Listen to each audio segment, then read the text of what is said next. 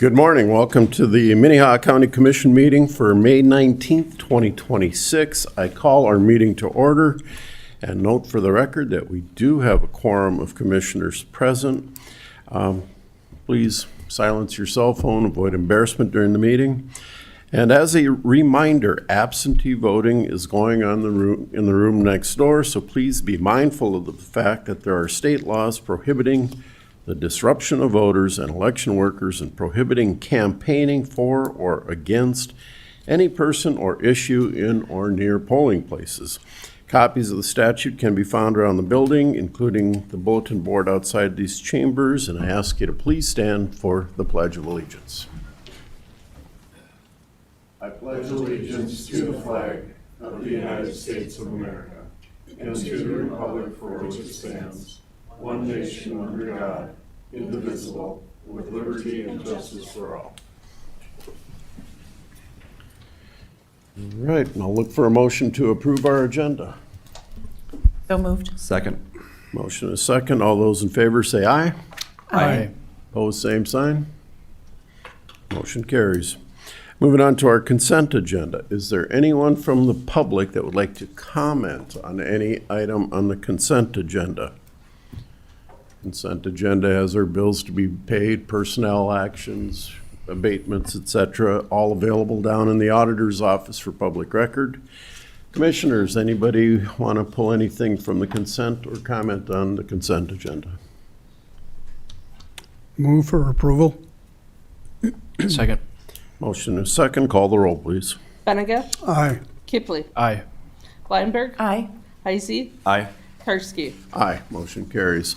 Moving on to our regular business. First item is a public hearing to consider an appeal of a decision by the Minnehaha County Planning Commission to approve conditional use permit 2619 to allow a dog boarding kennel on the property legally described as the south half of the northwest quarter, section 36, Hartford Township.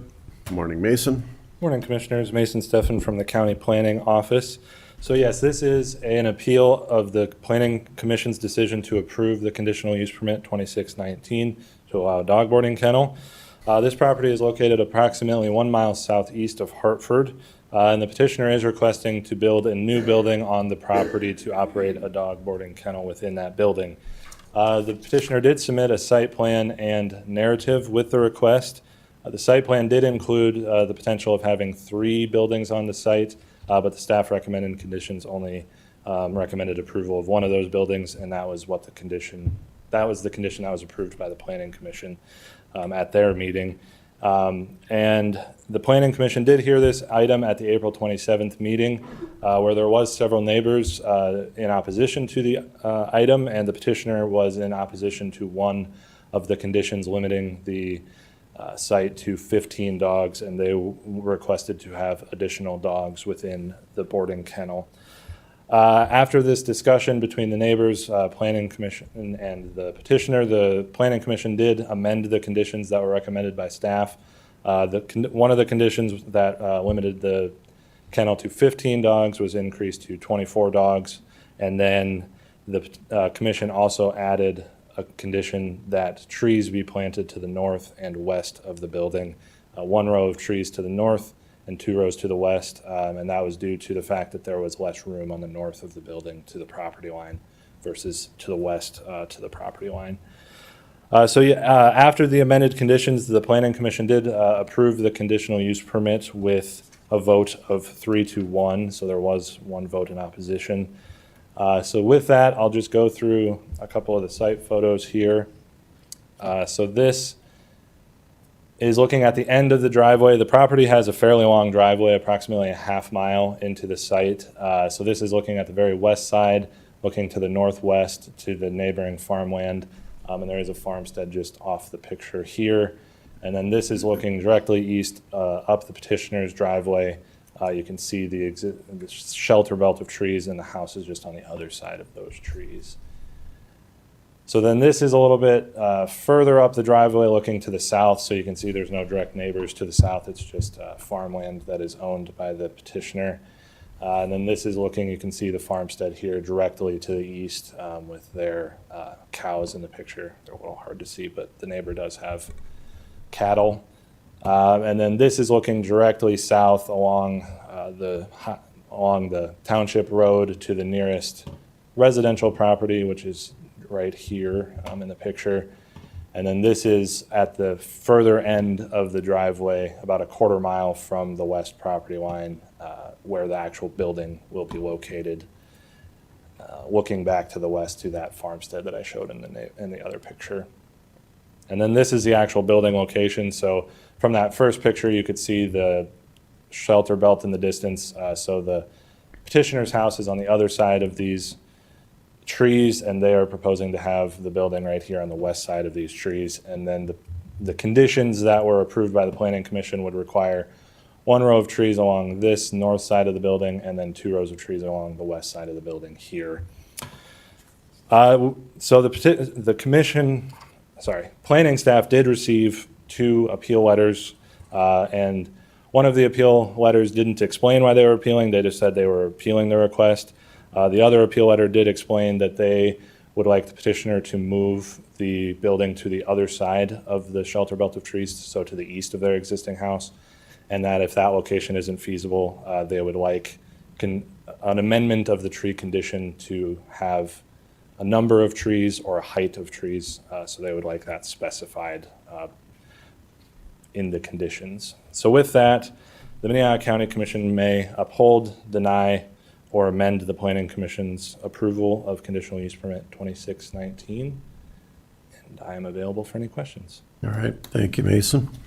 As this is a public hearing, we have an order that we do things, and the first thing that we will take the proponents, the applicant for the conditional use permit, invite you to, if you have them or anybody else in favor of this, to the podium for comments and to address the commission. Please come on up. I'm Lucas Fisher. That's where I live. The reason I'm going with the building on the west side of my house, or west side of the trees versus the east side, is eventually I'd like to build a building or a newer house on the east side of the building. So I'd like to go west with the building, not east. Okay. As far as trees, I was gonna do red cedar, 10 foot on center. And then I was gonna be 10 feet away from the fence line on the north. And then when I run the trees north and south, for the 2 rows, they will be 10 foot on center, but staggered. Then they would be 20 foot spacing in between the trees. That's all I have. Any questions? Any questions of, I'm sorry, I missed your name, sir. Lucas Fisher. Okay, thank you. Commissioner Bleinberg. Thank you. Thanks for being here this morning. The trees, you said 10 foot on center. How tall were you thinking? Seedlings. So a foot tall. Okay. It'll take a while for them to grow. And then you got to order those in January and have them planted by now. So I don't know if I'll even get the trees planted this year. Okay. And I would go through the district ordering the trees. Anything else? A question, is this going to be a boarding kennel, or are you going to be raising dogs? Boarding kennel. Okay, so not your own dogs? Not my own dogs, Okay. correct. Okay. Mr. Chair, hey, good morning, and thank you for joining us. Is this your first business, or do you own other kennels outside of this? This is going to be my first dog kennel business. I own a construction company as well, but this would be my first dog business. Yeah. Are the dogs going to be primarily kept inside the building, or are they going to be let out into the The yard? dogs cannot leave the facility. There'll be a roof over their head 24/7. There'll be like a 5 foot by 5 foot kennel with a 5 foot by 12 foot run, all with the roof over their head, all enclosed. So no dogs will be outside. Yeah, so I imagine it'll probably be fairly quiet. with Yes, that's the dogs. plan. Yeah. Yes. What were some of the concerns of your neighbors? Were they concerned about people going in and out of the property or on the road? I've only talked to one, and he was concerned about the traffic and of the barking. I said that, you know, they're all going to be enclosed, so barking, I'm hoping not going to be an issue. As far as the traffic on the road, there's going to be 12 pins, so the most vehicles are going to be 12 vehicles. I can't do more than 12 customers in one day. So I'm expecting not a lot of traffic. I don't think 12 vehicles is a lot. If I heard correctly, when you initially put in your request, you wanted 3 buildings, and the planning and zoning approved 1? Correct. Going into this, my original plan was to ask for everything and then build everything in stages, make sure it cash flowed before I move on to build more. So yes, I asked for a lot, but the main thing was they limited me to the amount of dogs I could have. So even if I was given all 3 buildings, I can only do so many dogs. So I just asked for a lot right up the front. Great, thank you. Thank you. All right, thank you, Lucas. Any other proponents? Those in favor of the permit request? All right, we will take opponent. Anybody that's opposed to this boarding kennel, now would be your opportunity to address the commission. Please come forward. We just ask you to give us your name. Tyler Folken. Guess my concern is the noise. Is the current construction plan going to affect any current or future neighbors? My biggest concern is the sound. Is this building going to be built in a location and use materials that other neighbors will not hear constant dogs barking?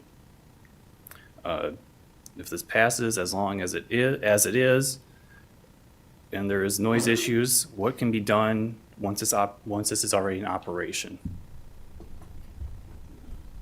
Okay. Thank you.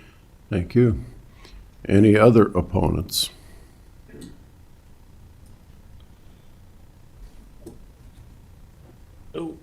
Name's Dean Morrison. I got the property just north of the 40. And we were worried about the value of, like, let's say, the building rights will probably be devalued tremendously, considering who would want to build next to a dog kennel. So that's one big concern. Then I guess another deal is the property line. I'm sure it's not right. We had it surveyed, it was flagged, but it was never moved. So if that needs to be established, if this goes through, so that 20 foot off the line where the building's gonna be could be moved over, and those trees are gonna be crowded in that property line no matter what. A 10-foot area for an evergreen, once he gets big, he'll take 20 feet. So he'll be crowding the line. And it's just another deal where he started out with 14 dogs. Then the commission said, okay, let's go 24. He wanted like 50 or 60 right off the bat. And that's a lot of dogs. And I guess that's kind of a big concern, is the knocking the property value down bad, and the noise. And then if this goes through, who's going to be inspecting it? How often are they going to do this? Make sure he's in compliance with the zoning laws and all that, and make sure there isn't a lot of extra dogs on the place. And then, and if noise does get out of control, what's our ramifications to come back? Is there any, or is there not? I don't know. And but I guess that's kind of a, putting it short. But I guess that's about all I got to say about that. I mean, you guys could go on and on about the values and all that, but that's where we're at. So thank you. Thank you.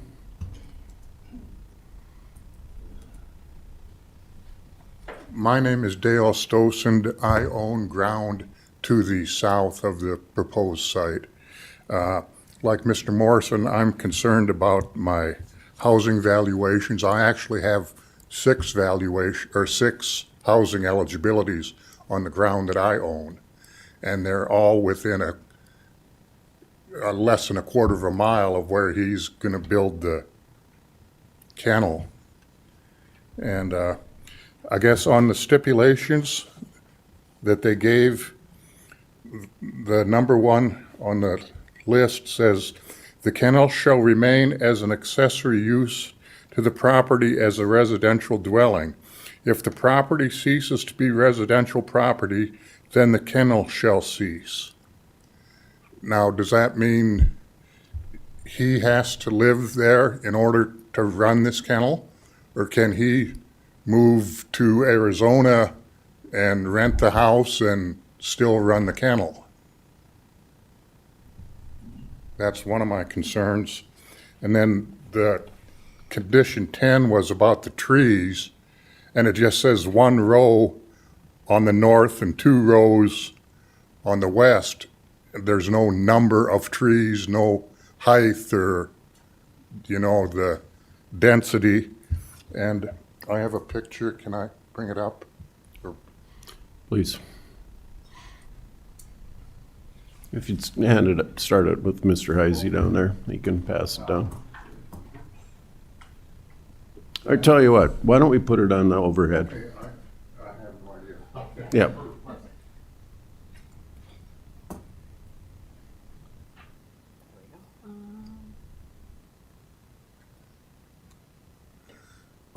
Okay, So if you that's, point at it here, it'll. oh, okay. Your hand will show up as you, if you need to point I stuff out. gotta get myself over to the picture. Okay, the driveway that goes up, this is the fence line between Morrison's and the proposed site. The proposed site is right here. The driveway that's coming to it is right here. And Fisher's existing house is back in here. And as you can see, there's a well-established grove. That grove is over 100 years old. The house that he lives in back there is over 100 years old. He remodeled it 8-10 years ago. Spent a lot of money remodeling it. But as you can see, he has quite a buffer between his personal residence and they're, suggesting, well, there wasn't a specific number that they were suggesting. They just said rows. So, I'm concerned about the noise for the existing neighbors. And as Mr. Morrison said too, I'm concerned about the valuations or the worth of my housing eligibilities. So that's what I've got to say. Thank you. Thank you, sir. Add one more thing, sir, or no? I'll let you up. Just quickly about the size of the trees. If they need trees, they can buy trees 5 foot, 8 foot tall, put them in immediately so they have a buffer. This other deal is not going to be nothing. It's going to be 20 years for them trees, or 15 before they do anything. So that's basically why have them, But, money can buy all that stuff and put it in right. That's what I just forgot to say. Okay. Any other opponents?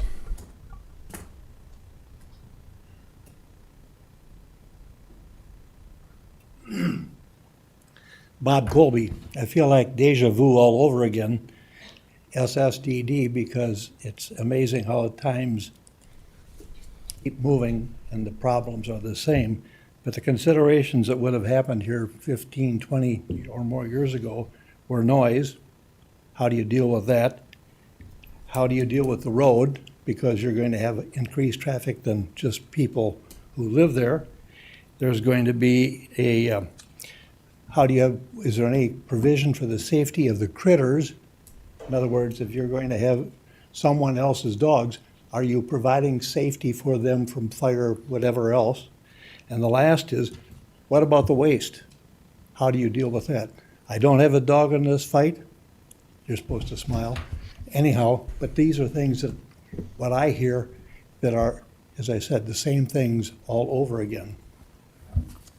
All right. Any other opponents? Okay.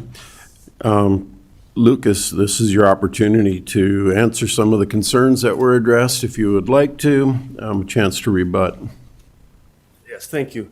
Starting with the trees, it was going to be 200 feet long on the north side, then 100 feet long going north and south. So it'd be 40 trees total is what my plan is. And you could plant a taller tree. I mean, they cost a lot of money. And if these guys are willing to pay for it, I have no problem planting them. As far as dog waste, the plan is to put it in a garbage bag, and I was going to throw it in the garbage disposal. If that becomes, throw it out like trash in a garbage bag. If that becomes a problem, my neighbor spread cattle manure on my field, so I could always spread it out for fertilizer. As far as noise down the road, I can always put up or do better insulation or build a wall, like a enclosed fence that's solid. So, I mean, it'd be 8 feet tall. That might help, might not, I don't know. What else do you have for questions?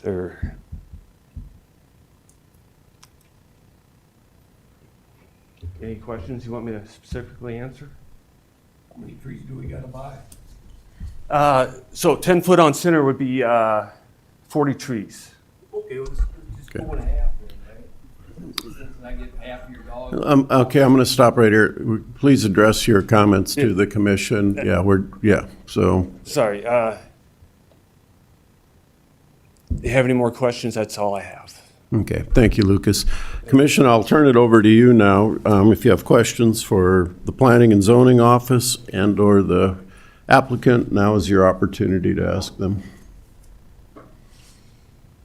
Commissioner Bleinberg. Thank you, Mr. Chair. If I could ask Mr. Fisher, what insulation do you plan to have in the building? Will it be insulated? Yes. So there's going to be like a 16 foot wide with 40 feet long is what I'm starting with. That's going to be the insulated part of the building. It'll have R30 in the ceiling and R19 in the walls. Then there'll be a lean-to where the runs are, and those will not be insulated as of right now. And I don't plan on insulating them, only unless there's a problem. But R19 in the sides, R35 in the ceiling. Thank you. And are the runs enclosed? Yes, Completely? completely Roof- enclosed. Okay, Yes. okay. If I could ask a follow-up question of staff? Please. If I could ask. Mason? Mason. Several people have voiced a concern about what would happen if noise was an issue. Can you address that?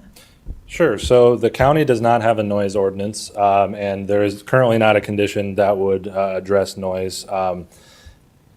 Yeah, I guess with it being fully enclosed inside of a building, staff didn't find it necessary to have a condition regarding noise.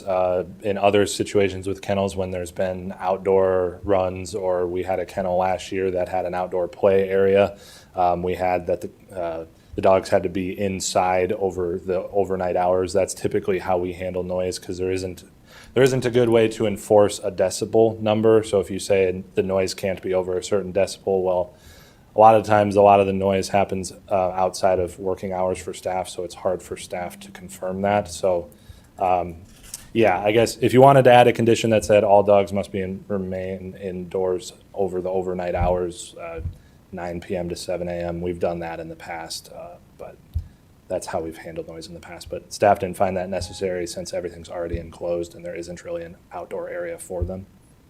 So to the neighboring people's question, if they experienced excessive noise, what would their recourse be? They could submit a complaint to our office via the public nuisance complaint. Again, there really isn't much of a recourse for noise because there wouldn't be a condition for it, and the county doesn't have a noise complaint process. They could call the sheriff's office for barking dog noises, but yeah, I guess if they submitted a noise complaint to us, we would probably do a site visit and confirm that they're meeting all the conditions, but noise wouldn't be one of those conditions specifically. Okay, thank you. Mason, do we have any guidelines for tree rows as far as density, that type of thing? Not really. We don't really have guidelines. Typically, we recommend, like, if we have like a concentrated animal feeding operation where we typically have, in that sense, we have a way where people can reduce the setback to neighboring residences if they plant shelter belts. Typically with that, we tell them to work with the conservation district and have the conservation district come up with a plan. So the county specifically does not have guidelines, but we typically. And the CUP would be in effect as long as there's residents on the property, whether it's occupied by the, Petitioner or not, yes. Yeah. I was going to mention that with the question of the renting. There just has to be a single-family residence on the property as a residential property. It doesn't have to be owner-occupied. It could be long-term rented. So yes. any other questions, comments, action? I can ask a couple questions, Mr. Chair. But there is am I reading it right that there is a condition that this is a personal conditional use permit in the sense that it's not transferable to a successor in interest or things like that, or to a lessee, that this individual has to be the one operating the facility? Yes, and that actually came up at the Planning Commission because the petitioner came to the Planning Commission and was requesting to change that condition as well because he thought that meant if he were to pass away or if he wanted to sell it to one of his kids that he wouldn't be able to transfer it. But the way that the condition is currently read is that, yes, Lucas Fisher has to operate it, and if he ever wanted to sell it to a kid or to somebody else, he would have to come and amend the conditional use permit and be approved to amend that condition for whoever the other entity would be. So. And the idea there is that sometimes we get people that are professional and can run an operation, and we want to grant them the conditional use permit, and we want to stick it with them, and that they can't sell it off to some fly-by-night entity that might run it in an unprofessional manner. Correct. Yep. So yes, Lucas Fisher's here today. So yes, he would be the one who would be the responsible owner. And then yeah, if the reason for that condition is so he can't transfer it to somebody without planning staff knowing. And then if we get complaints, we don't know how to contact the person who's operating it if there are issues. And then one last question, Mr. Chair, would just be, I wasn't at the Planning Commission meeting on this one, but I see Bonnie is here and was able to talk to some of the planning commissioners last night at our meeting. But does staff, I know staff originally recommended approval with a certain set of conditions. Planning Commission amended those. Does staff have any objections to the newest, the set of conditions that the Planning Commission approved? Sure. Staff doesn't have any objection to them. The additional tree condition was worked between the Planning Commission and the petitioner, so the petitioner is willing to do the trees and staff is fine with the trees. In terms of the additional dogs, it was mentioned about the 50 to 60 dogs, I think, by one of the neighbors. So yeah, staff was recommending 15 dogs. That's just a standard condition that we usually do for most kennels. But yeah, once the Planning Commission actually had the meeting and we understood how he operates the kennel, where he has the kennel area and then the run, and he can have several dogs per kennel if they're 5-pound dogs versus 60-pound dogs. So staff does find at this time that the 24 dogs would be reasonable for the one building. And then again, if he ever needs more or wants to request more, he would have to amend the conditions. Commissioner Bleinberg. I would just like to make a comment and then follow up with a question of staff. I live in the country on a gravel road, and there is a dog kennel about a quarter of a mile south, directly south of my home, and we do not ever hear noise from it. They actually host training events outside also, and it's fun to see. We can't hear the noise. There's never excessive barking. And I think the key to that probably is that the family that operates it lives right there. It's right on their property, and the people that bring their dogs are conscientious. We don't have issues with traffic, hasn't had a negative impact on our road, definitely does not have a negative impact on our value of our property. So I'm sympathetic to the concerns because there's always that big unknown, what's going to happen. Just based on my experience, I hope that could help put people at ease a little bit. I am curious about the height of the trees, and that's where I guess my question comes in. Red cedar seedlings would be pretty ineffective for appearance or any noise if there were any.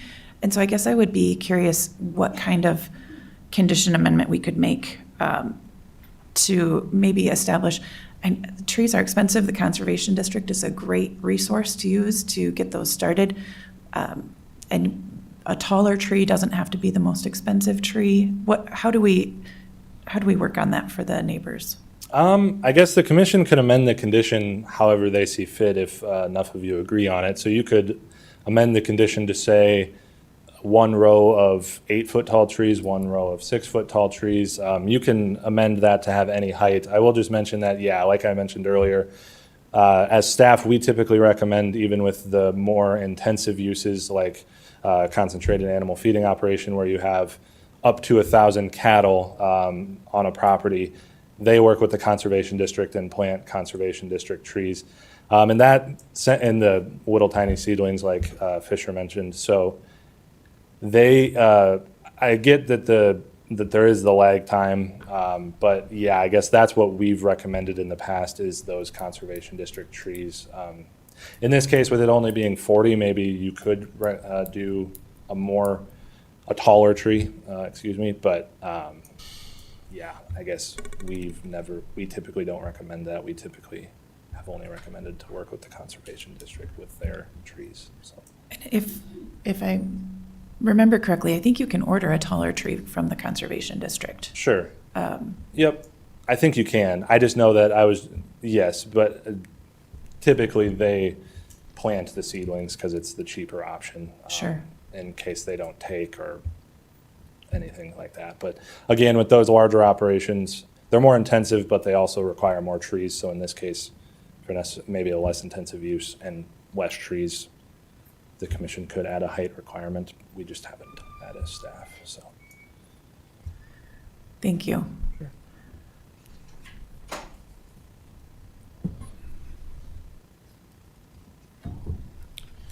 Mr. Benninger?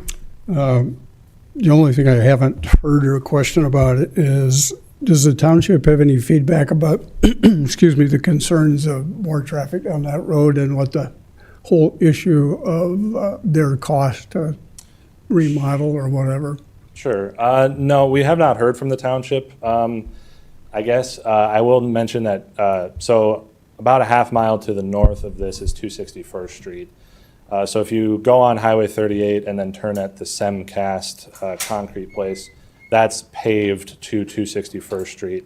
And then you turn west and go a mile on 261st Street and then a half mile to the south to go to this property. That 261st Street is already heavily traveled by residential, and then there is a mining operation a little bit further to the west. So the increase in traffic from this is pretty minor from what is already there. So no, we haven't heard anything specifically from the township. Thank you. Mr. Chair, I have one quick question. So we've already heard from Commissioner Blangberg that there's at least one kennel in the county. Approximately how many kennels are in the county? Has there been concerns or issues raised with the other existing ones? I believe we've done about, I think, 4 to 5 in the last 5 years or so. I think total there's probably a little over, probably 10 to 12 total in the county. And no, I guess I'm not aware of any active complaints or any complaints in the last few years on them. We did have the one that I mentioned earlier that was approved last year with the outdoor play area. There were several neighbors that were initially opposed to that one, and that one's been operating for about a year, and we have not received any complaints on that one. Yeah, for those individuals that have kennels, do they have to get a state license, and are they regularly reviewed or?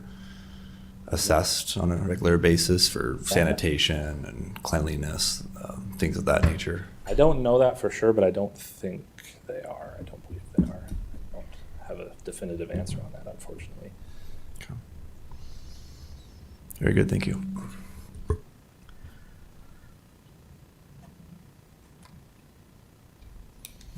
Mr. Chair, if I could, I'm inclined to uphold the Planning Commission's decision for approval. And I don't want to micromanage or get too in the weeds with the conditions. I would like to encourage Mr. Fisher to consider trees that would grow, that would be a little taller and that would grow a little more quickly possibly, just in the effort to be neighborly. I think we're South Dakotans, we're rural residents, and I'm sure that Mr. Fisher would like to be a good neighbor and build goodwill. So that would be my encouragement, but I'm going to just make a motion to approve or to uphold the Planning Commission's decision. I'll second that motion with just the note that our colleagues on the Planning Commission seem to do a diligent job of finding some compromise along the way and amending the conditions, so I'm not going to second guess their judgment as well. So happy to second the motion. Additional comments? Please call the roll. Lineberg, Aye. Kipley, Aye. Benega, Aye. Heisey, Aye. Karski. Aye, motion carries. Moving on, consider a motion for the commission chairperson to sign a resolution authorizing Emergency Management Director Jason Gearman to be the applicant agent for the BRIC BRIC Grant Program. Good morning, Jason. Good morning, Jason Gearman with Minnehaha County Emergency Management. We did this request a couple years ago for the city of Sherman. They denied it. They're going after this BRIC grant again. So what we have to do is sponsor the BRIC grant, and I have to have the ability to sign off on some documents. Southeastern Coalition of Government, CCOG, will be doing most of the heavy lifting on this, and I just have to review those documents, and then any financials, if it's approved, would be funneled through Minnehaha County. There's no cost to Minnehaha County. It's a 90% FEMA, 10% state, and if there are overruns, it's responsible of the city of Sherman. This is something we do because they could not participate in the pre-disaster mitigation program. We may see this in the future with other smaller towns, as they're making it a little more difficult for these smaller entities to fully participate in the program.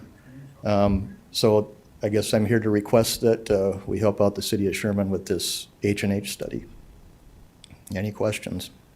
Thank you, Jason. Any public comment on this agenda item? All right, commissioners. I'd like to make a motion to approve the resolution. Motion is second. Call the roll, please. Benega, Aye. Heisey, Aye. Lineberg, Aye. Kipley, Aye. Karski. Aye, motion carries. Moving on to a Sioux Falls Area Development Foundation presentation. Bob Munt. Morning, Bob. Good morning, Commissioners. My name is Bob Munt. I'm with the Sioux Falls Development Foundation. First of all, thank you for your support of the foundation and our programs, and past, present, and hopefully future. I want to just kind of give a little presentation this morning about who we are, what we do, and then answer any questions that you guys might have going forward. So, let me see here.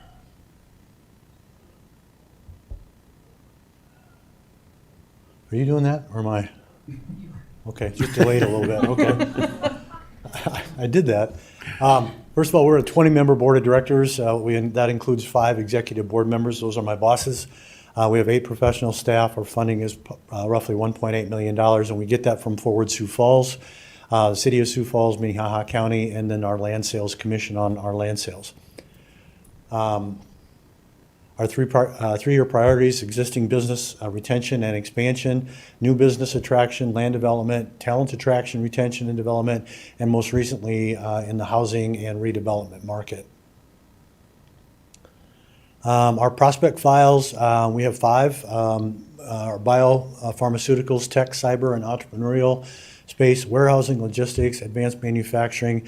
And in those, we target above median wage jobs, competitive benefits, those types of jobs that we want here in Sioux Falls, in the region, and the high-tech facilities, really with high-skilled workers. So as we evaluate what projects we want to really go after aggressively, these are the types of markers that we look for.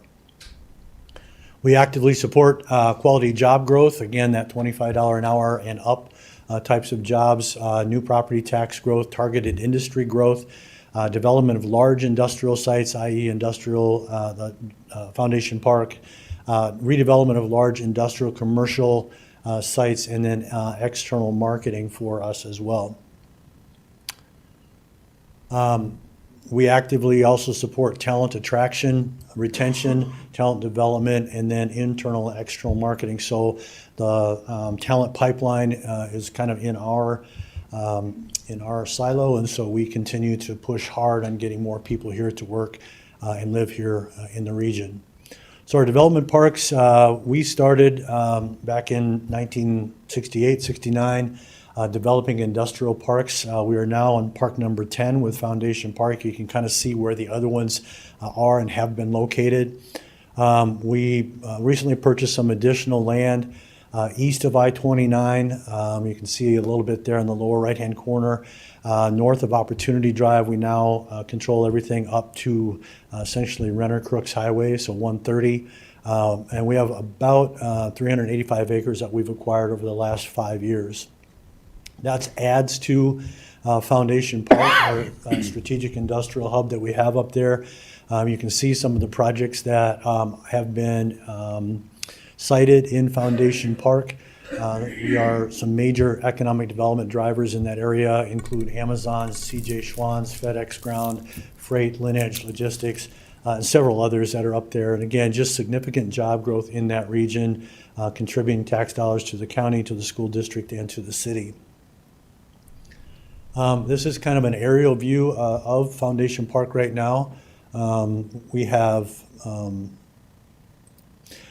kind of the existing stuff that's there, and then in the blue areas are projects that are currently under development. So you can see U.S. Auto Force is one of the tenants that we have up there. There's a couple more to the right of that. The second Amazon facility is under construction right now. A couple of expansions up there as well that are planned here this next year. To the north, you can see C.J. Schwann's along with the Avera O&M building, and then the yellow spot that you see up top there is the proposed Smithfield site.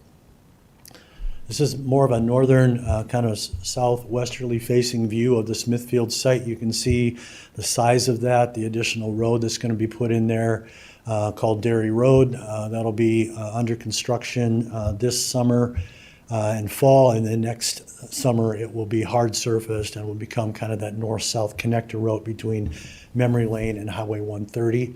The area, again, in yellow is the Smithfield site. Foundation Park East is actually east of that particular location. We have about 130 acres to the east side of that. Again, we have not started to develop that yet. That's probably a 2027, 2028 development that we'll be starting to grade. We like to get that done before we bring clients in to take a look at that so that it's considered to be build ready and site ready. This is Sioux Empire Development Park 8. This is the one that is on the northeast corner of Sioux Falls. So this area right over here is kind of the Sanford Castle complex over there. This area right here is under option. That's a 50-acre piece, as is this area here. So again, there's some activity out there.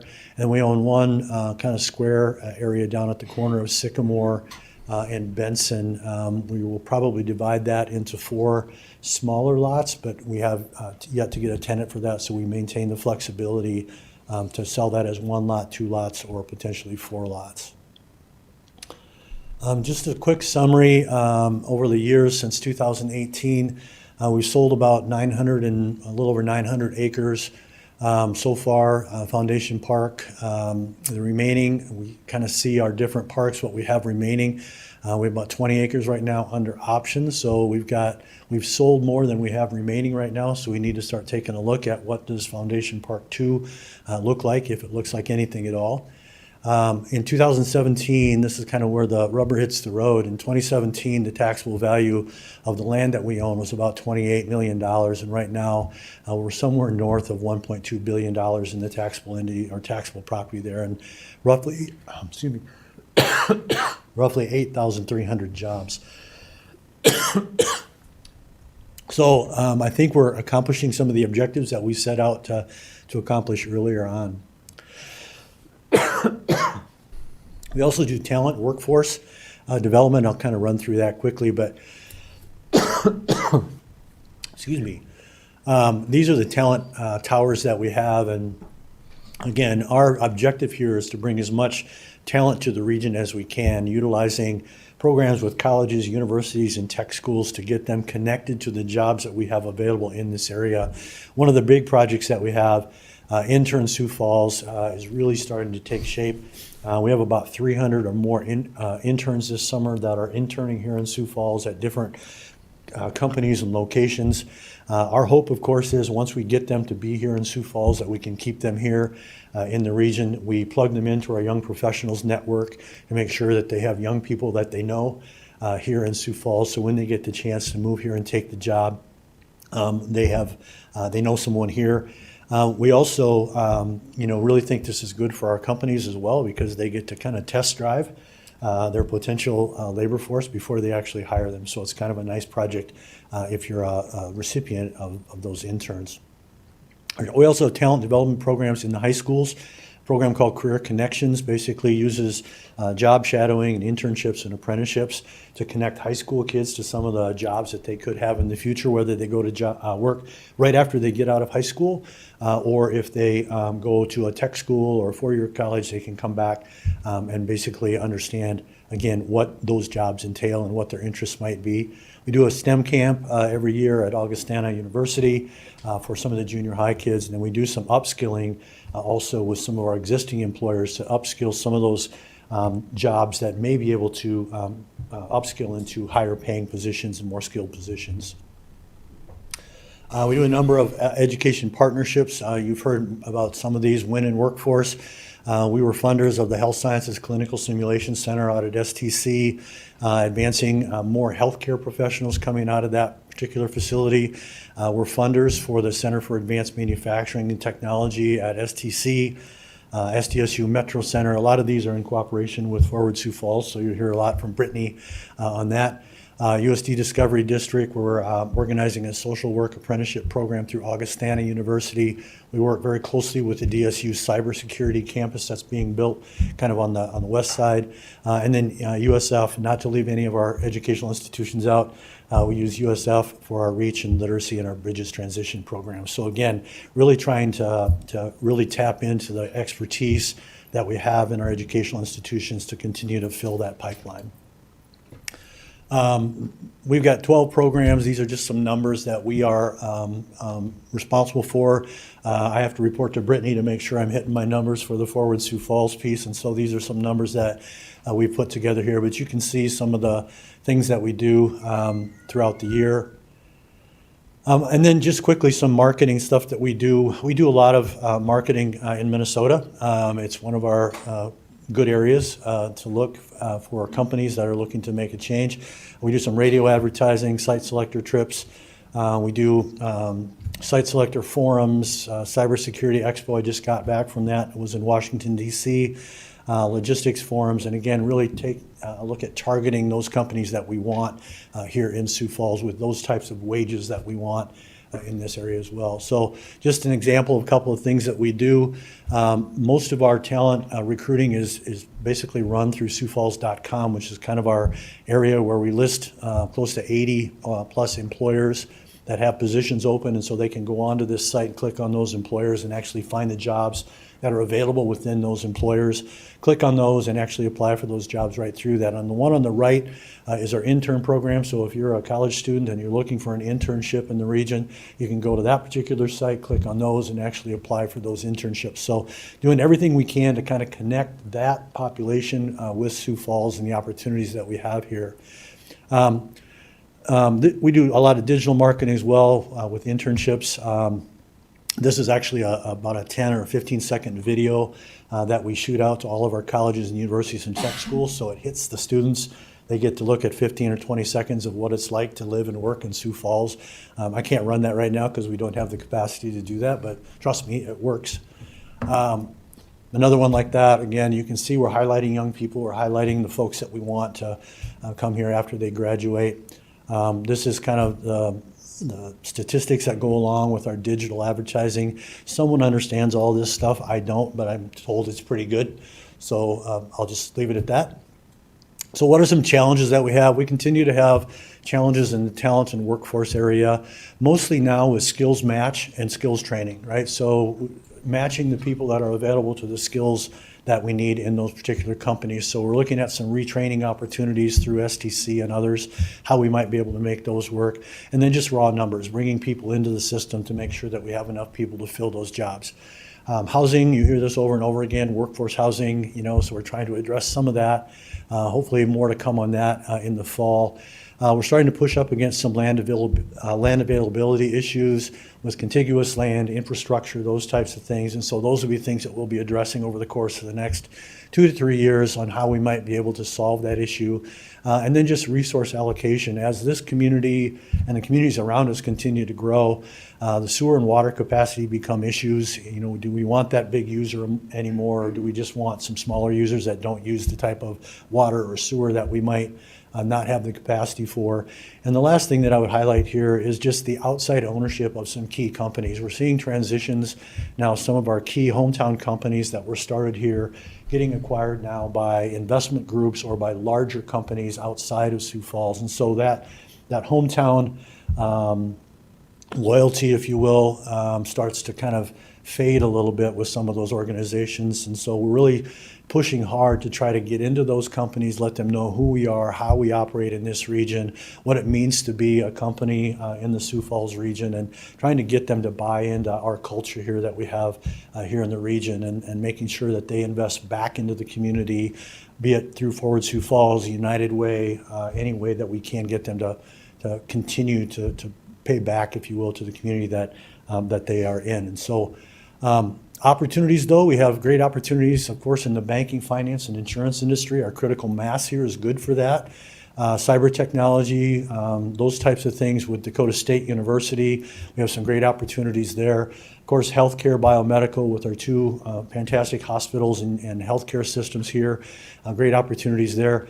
Being at the corner of two interstates, 90 and 29, we have the logistics and the distribution capacity there. And then, of course, manufacturing with the things that we have that have come online in the last 3 or 4 years, but also with the technology that we see coming forward, and the fact that we have STC and Lake Area Community, or Lake Area College, Mitchell Tech, some of those areas close by, we can tap into those as well for our advanced manufacturing. So hopefully we can kind of work with our educational institutions to bring those up to speed and to continue to educate and educate our folks that we have there. So with that, I believe I'm done. If there are any questions, I'd love to be able to answer those. If not, thank you again for your support. And if you have any questions now or in the future, let me know. Thank you, Bob. Any public comment on this agenda item?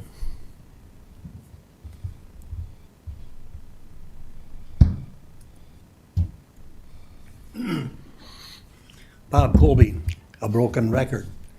When I sat on that side of the desk, I spent a lot of time in East Dakota Water Development District. And one of the concerns, I've contacted them, is are the city or the county testing the former site of Smithfield to see what kind of pollution there may or may not be?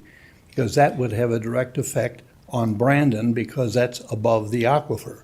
In the new location, I don't know if it's above the aquifer for sure, but are we testing that soil all over that building site for a baseline so we have something that we can deal with into the future?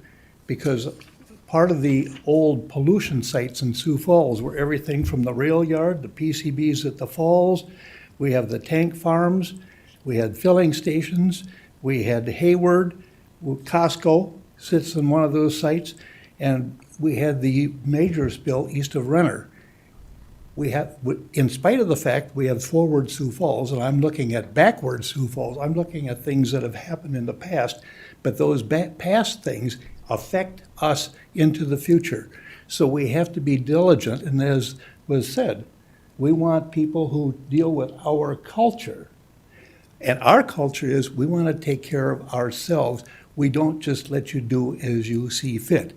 We have rules and parameters to follow, and I think we have to be diligent in doing these things and looking at our environment and making sure that it is good and safe for today, tomorrow, and maybe 10 years from now. Thank you. Thank you, Mr. Colby. Any other public comment? Commissioners, questions, comments? Commissioner Benega. Just make a few comments.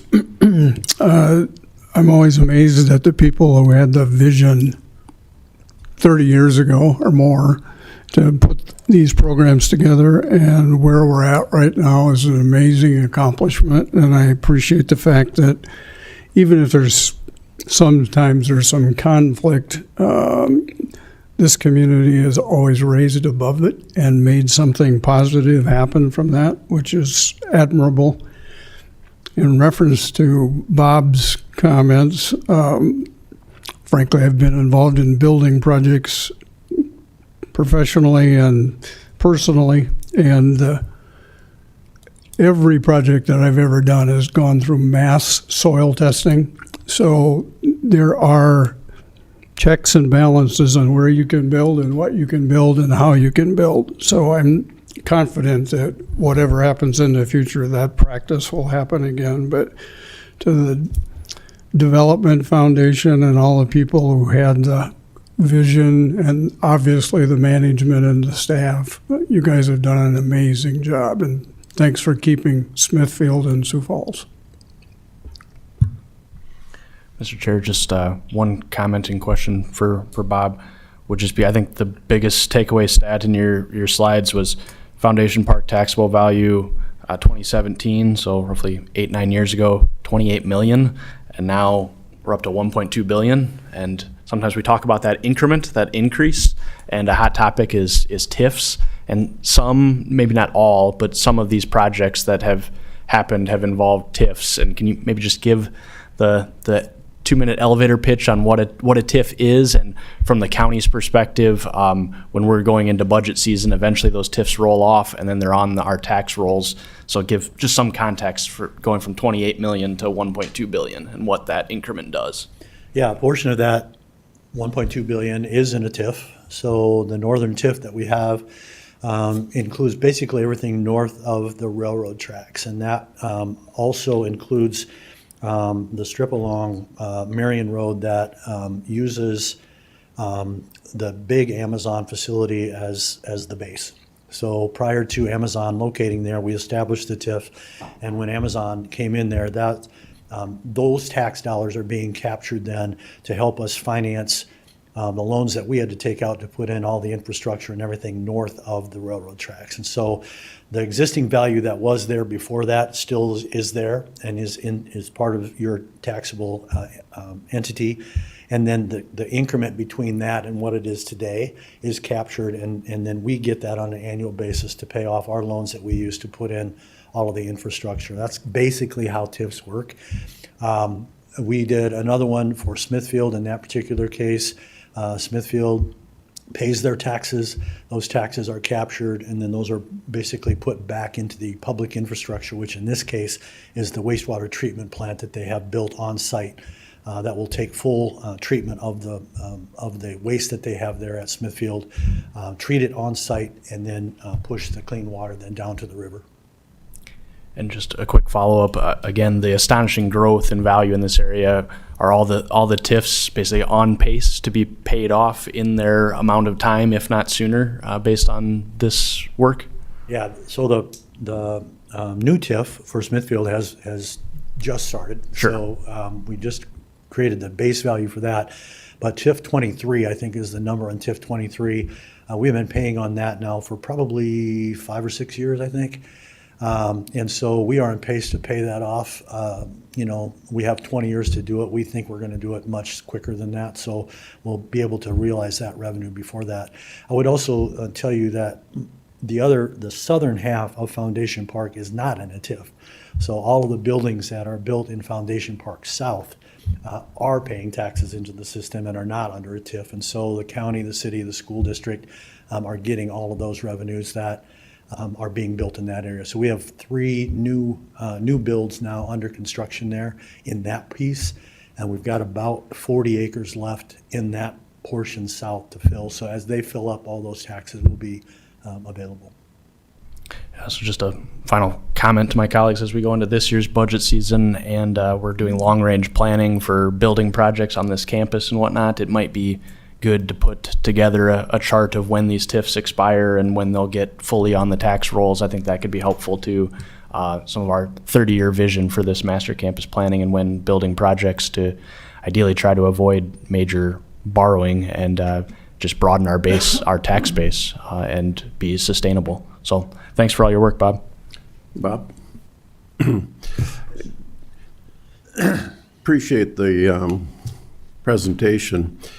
When it comes to the TIF, is it fair to say that the West Central School District is, or I guess Lyon School District, which one is it up there? Tri-Valley. Tri-Valley. The other one, yeah. They've probably been the greatest beneficiary because the TIF, they still get the increment, correct?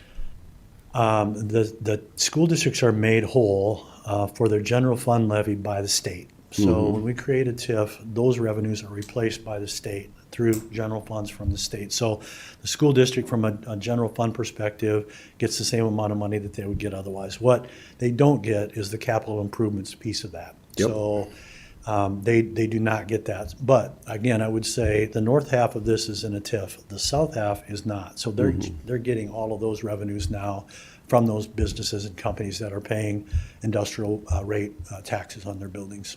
I think that they're probably the greatest, the windfall is really going to that school district for all the development that's happening up there. Yeah. I mean, it's huge for them. Now and in the future, as those TIFs come off, again, they're going to see some pretty large, additions to that as well. Yep. I have 2 questions also, if I could. Thanks for Yeah. being here, Mr. Munt. Mine are kind of unrelated to each other. My first question would be about the Smithfield site. I've heard some complaints from some people in the Crooks area. Can you just speak to the implications for, I've heard people mention that the neighboring residents are going to have to pay to improve the road that is at 130. Can you just speak to that a little bit? Those road improvements will all be paid by us and the developers. So the developer of the area that is still in the city of Crooks, that little corner piece there, ourselves will have to pay for that road and the intersection that's there. So that's something we'll end up paying for. Okay, thank you. And then my unrelated question, you had a slide that talked about the different areas of workforce development, and you have reach out into middle schools and high schools and college students. I'm curious if you ever see an opportunity to work on skills and training, as we're also, as county government and state government, we're looking at reentry for inmates from the state pen. Do you see any crossover there? Is that completely outside of your scope? We used to do that corrections program where we worked with them to train and integrate them into our workforce. 3 or 4 years, 2 or 3 years ago, there was some changes made within the correctional system, which didn't make it possible for us to do that. I'm not sure if that's changing now, but if it does, we'd be happy to begin that program again and look at how we can start to employ some of our inmates that are getting out and in the training mechanism. And I know that STI or STC does some inmate training with some of their programs, and so the training piece of that needs to step up again, and then we can kind of help to integrate them into our workforce. That'd be great. We appreciate your partnership in all the different areas. Yeah, we'd love to be able, again, workforce is workforce, right? You got to have people to do the jobs, and so we need to integrate wherever we can. Thank you. Yeah. All right. Thank you, Bob. Thank you. Next presentation is from Forward Sioux Falls, and it'll be done by Scarlett's mom. So I have a daughter named Scarlett Jo Hansen. Yeah. And Dean's grandson and my daughter are besties at daycare. So that's pretty fun. Well, thanks for having me. And I appreciate that you partnered Bob's presentation with mine because we do work so in tandem with each other. So I'm going to see if I can click on here. I don't take for granted your investment in Forward Sioux Falls. And so we're going to start from the top with what it is that we do and how it is that we do it. So first and foremost, the Forward Sioux Falls program is a joint venture between the Sioux Falls Development Foundation, who you just heard from, as well as the Greater Sioux Falls Chamber of Commerce.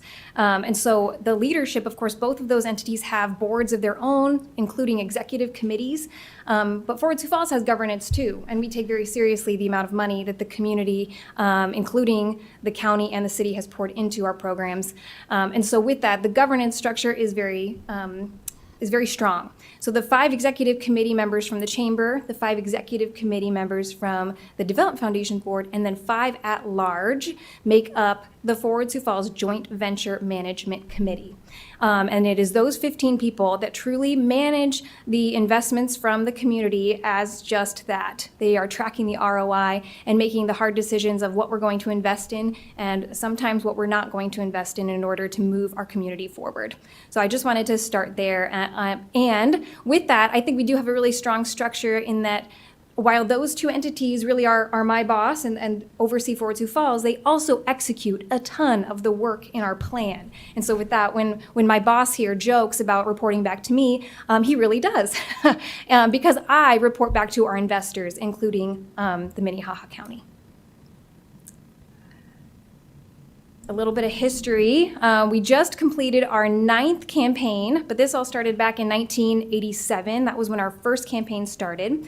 And it's not quite every 5 years back when it first started, but now we redo our plan and do a campaign to fund that plan every 5 years. So just at the end of April, we announced that Forward Sioux Falls 9 raised $19.1 million from the private and public sector, and we will be using that to fund the next 5-year strategies, which I'll go over today because we're really excited about the plan we've put together to move Sioux Falls forward.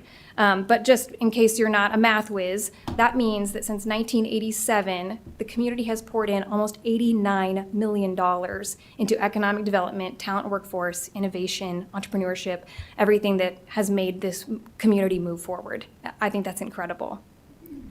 And it's a reason why our community is so strong and has these amazing accolades that help us attract talent, right? Keep businesses here. It's the reason I want to raise my 2 kids in this awesome community. It's a strong place to be. But that corporate culture, that corporate responsibility is something that we take very seriously too when we're attracting new businesses and retaining that, because we do want them to have that responsibility to pour back into the community that is making it so successful, their business so successful.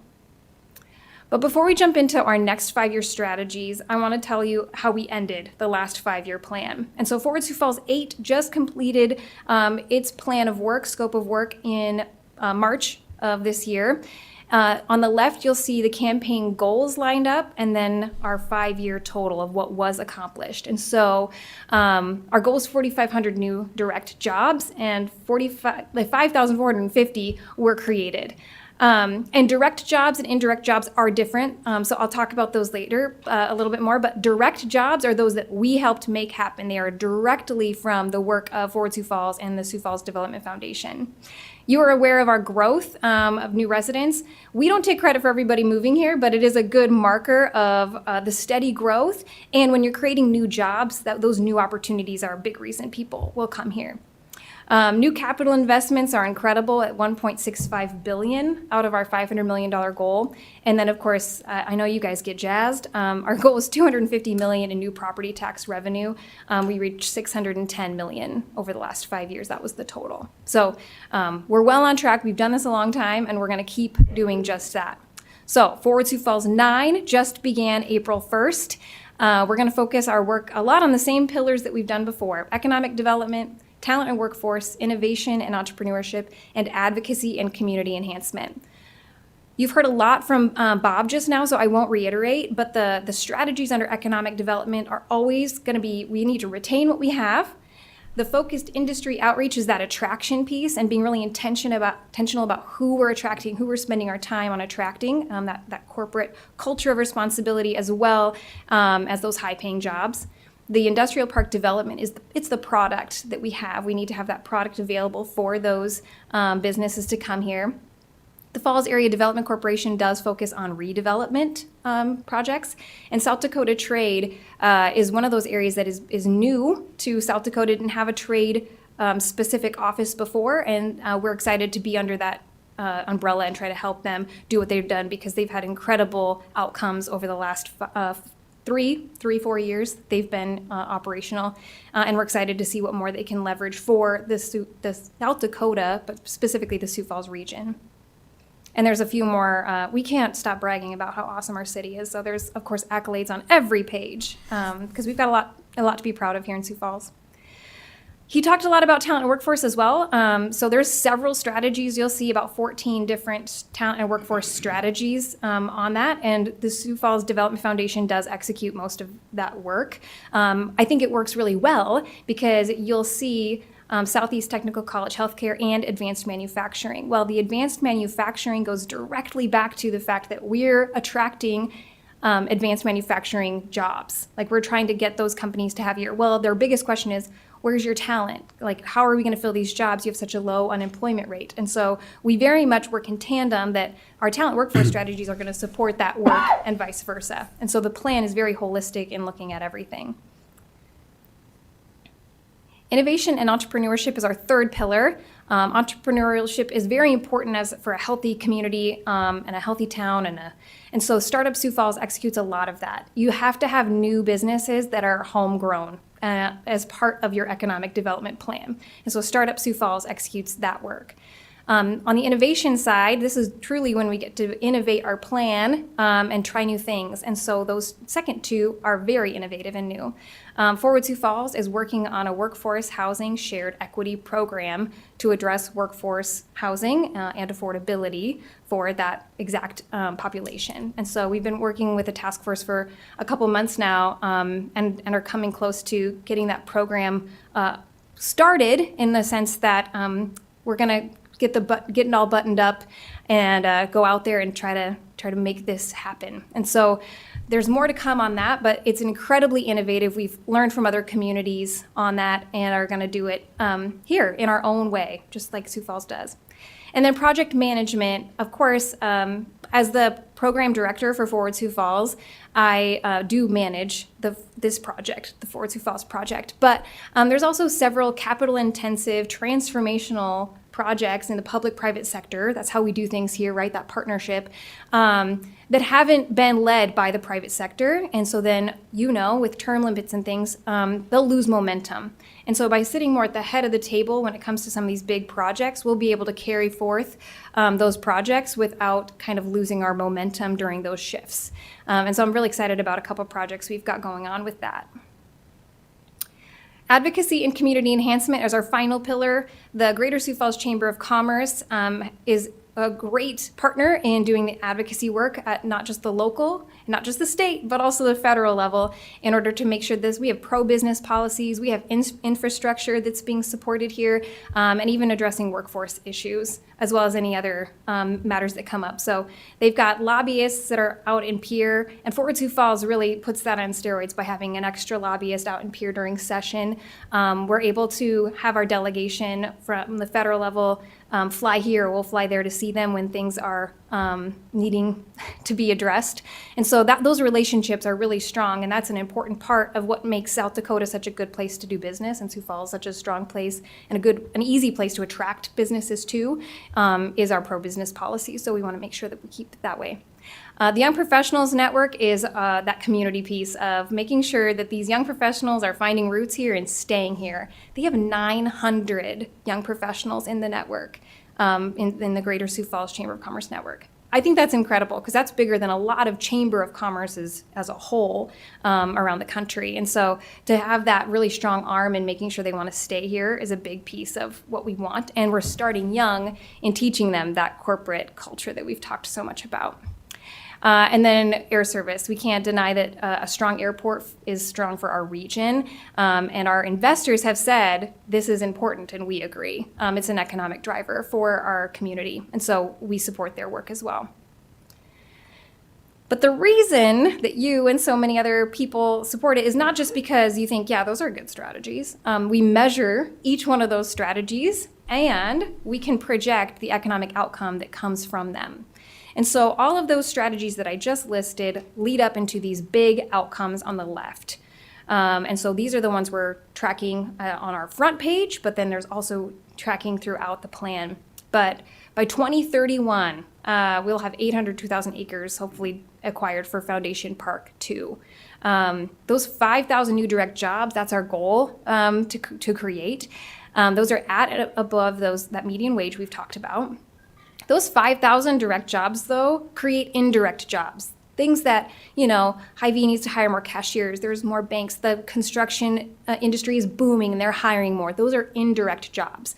But because of the Bureau of Economic Analysis, compared to our Sioux Falls MSA, we can project that by creating 5,000 new direct jobs, that will create 8,860 indirect jobs. So by 2031 total, this plan will have created almost 14,000 jobs for the Sioux Falls area. And when those jobs are realized, they're getting paid, those people are buying stuff, it is a $540 million a year impact on our economy because that's how much their consumer expenditures will increase by. So that top right stat, that's the annual net personal consumer expenditures. That's that increase, which is incredible. That's what makes businesses successful here. If we hop back to the left, our goal is $3 billion in new capital investments from our projects, $700 million in new property tax value, which I know you are drooling over, and 30,000 new residents. So we very much take seriously the investment, and these measures help us to make sure we're good on that ROI. With that, I'll open it up for questions. Thank you. All right. Any public comment on this agenda item?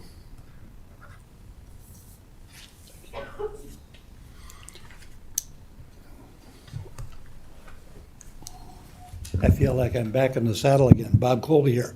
We use too many acronyms. TIF, Tax Increment Finance District.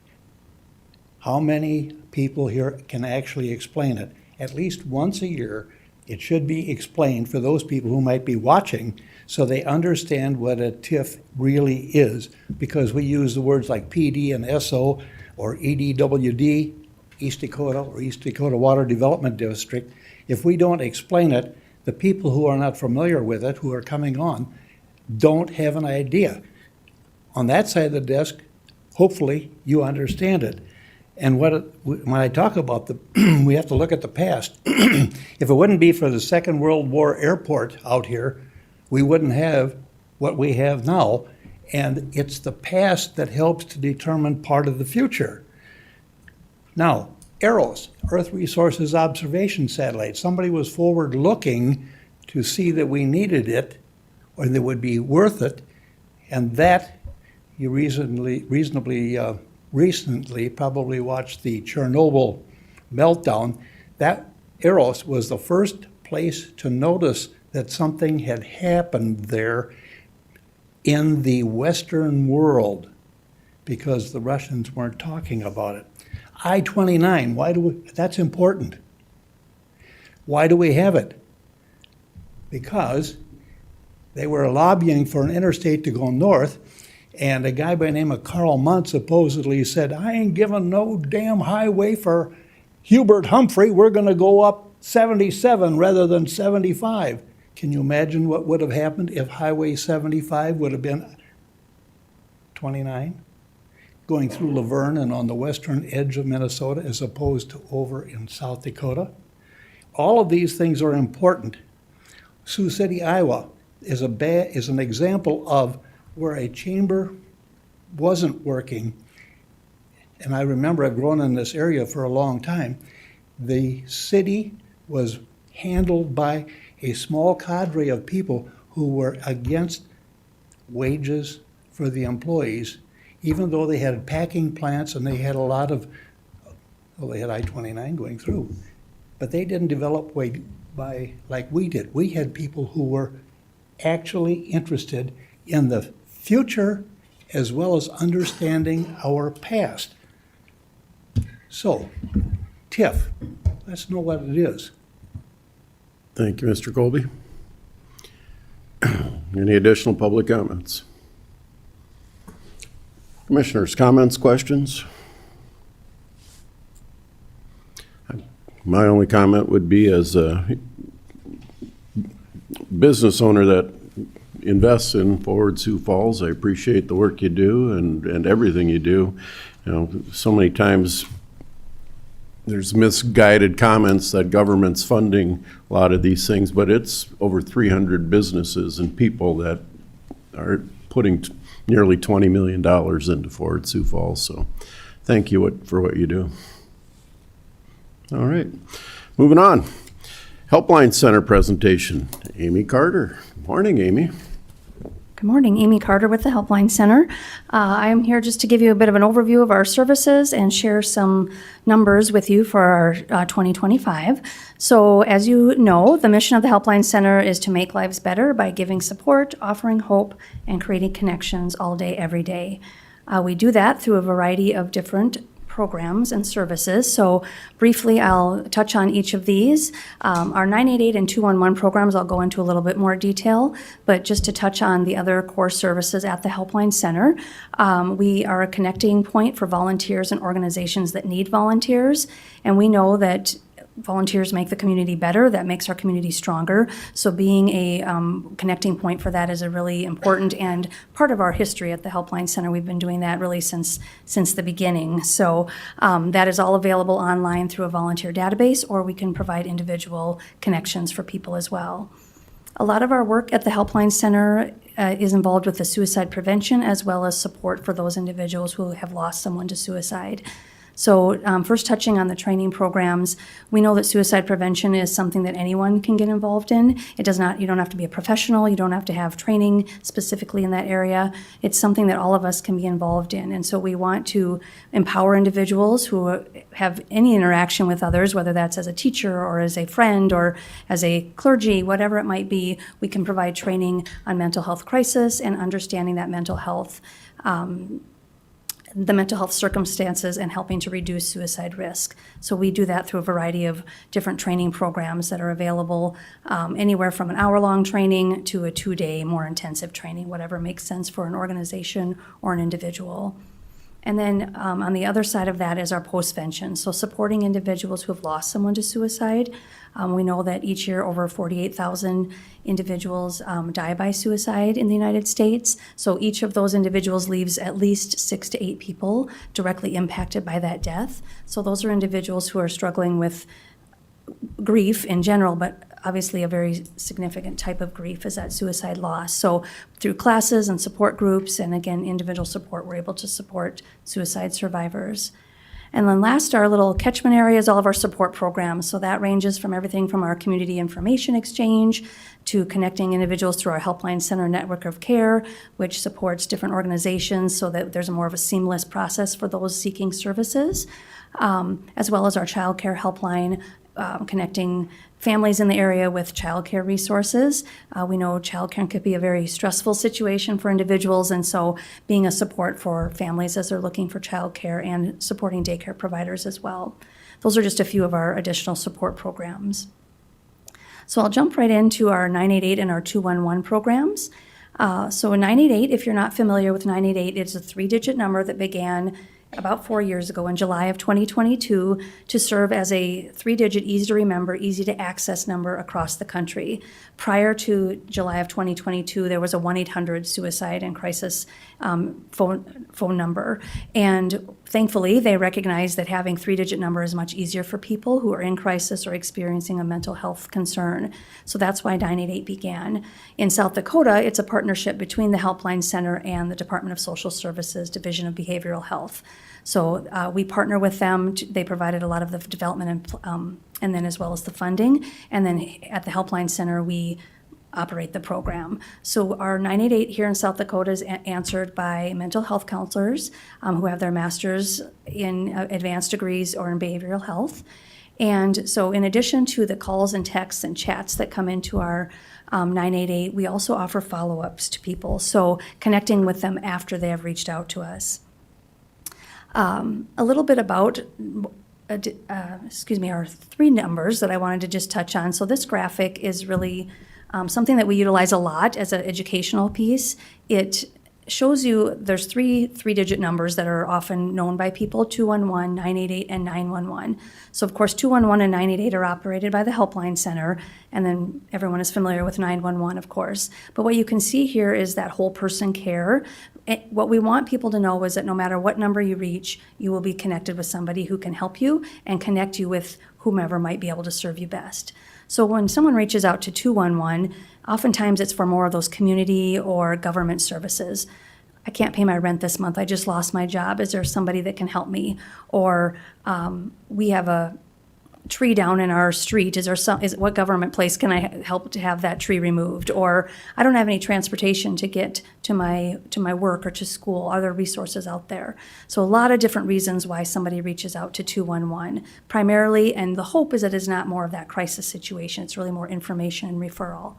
Whereas 988, again, as I talked about, would be more of those crisis or emotional support reasons that someone would reach out. What we see is that people might reach out to 911, especially prior to having 988 in existence. People would reach out to 911 for those thoughts of suicide or experiencing a mental health crisis, or a friend or family member not knowing how to help somebody. So knowing 911, that's who they call. Well, now with the creation of 988, there's just that easy, warm handoff. So 911 gets that call, they can transfer the call to 988, and our staff will be able to assist them and support that individual, freeing up 911 to then handle more of those emergency type situations. And there's a similar relationship, of course, between 211 and 988. Some data for you for 211 specifically for Minnehaha County. You will see here that this is a dashboard, that screenshot you see there, that is available on our website, and you can search it at any time. So what's shown there is the 2025 data just for Minnehaha County. If I were to switch the geography, I could do statewide, or I could do other counties or cities specifically, and then it breaks down the needs for each of those for that particular area. So for Minnehaha County in 2025, 211 responded to 37,620 contacts. The majority of those you'll see were calls. We do also receive emails and texts for 211. So as I mentioned, the most common reason people are reaching out is housing assistance, utilities, food, so very much those basic needs. Individuals who are struggling to meet their daily needs know that 211 is a resource. So sometimes people know what resources are out there, but oftentimes there are other services, or we can really dig into what the eligibility is, or they might have heard of the Feeding South Dakota, for example, but maybe they don't know about some of the other food pantries that might be existing. So that's what 211 is really able to do. And just to give you some context, so for Minnehaha County, we responded to 37,000 contacts. For the state of South Dakota overall, which we answer for 211, we had over 56,000 contacts. So the majority still are coming from this Minnehaha County area. And then the same data for you for 988. Again, the dashboard that you can find on our website at any time if you want to dig into the data a little bit more. So for 988, just for Minnehaha County, we responded to 8,200 contacts.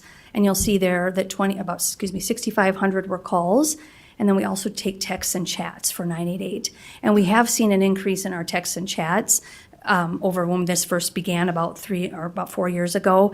Thankfully, we're seeing that increase. We know more youth are using the call and text chat feature, but we certainly still see the majority of people reaching out by phone.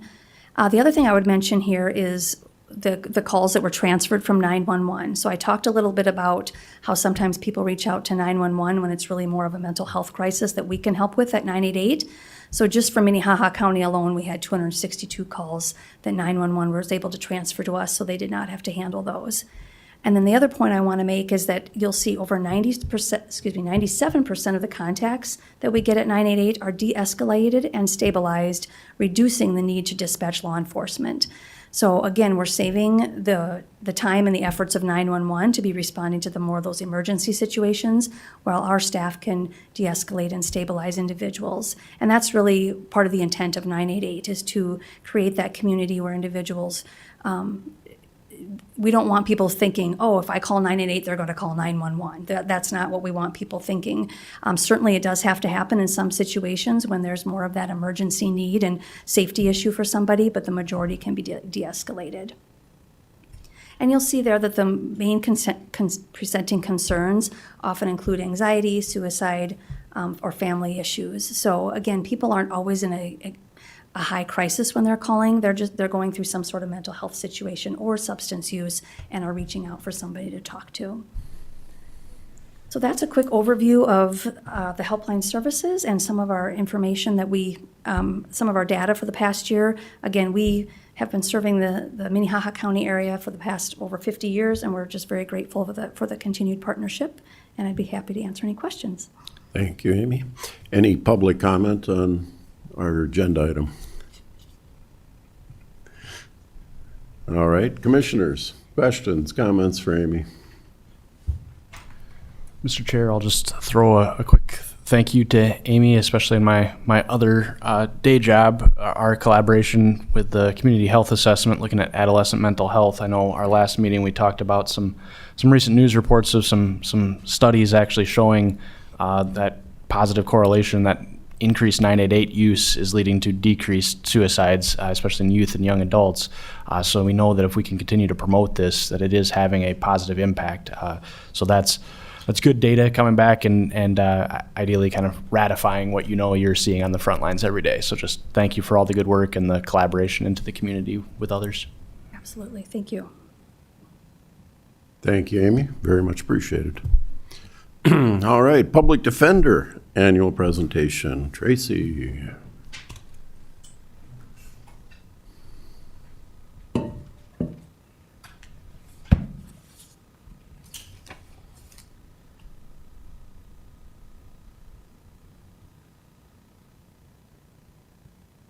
Good morning.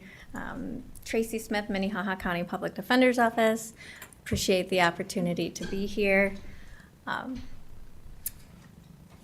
I'd like to start off giving an overview of what is public defense. We provide legal representation to anyone who can't afford to hire an attorney of their own. Representation is guaranteed by the U.S. Constitution. Every county in South Dakota out of the 66 counties are required by law to provide legal representation.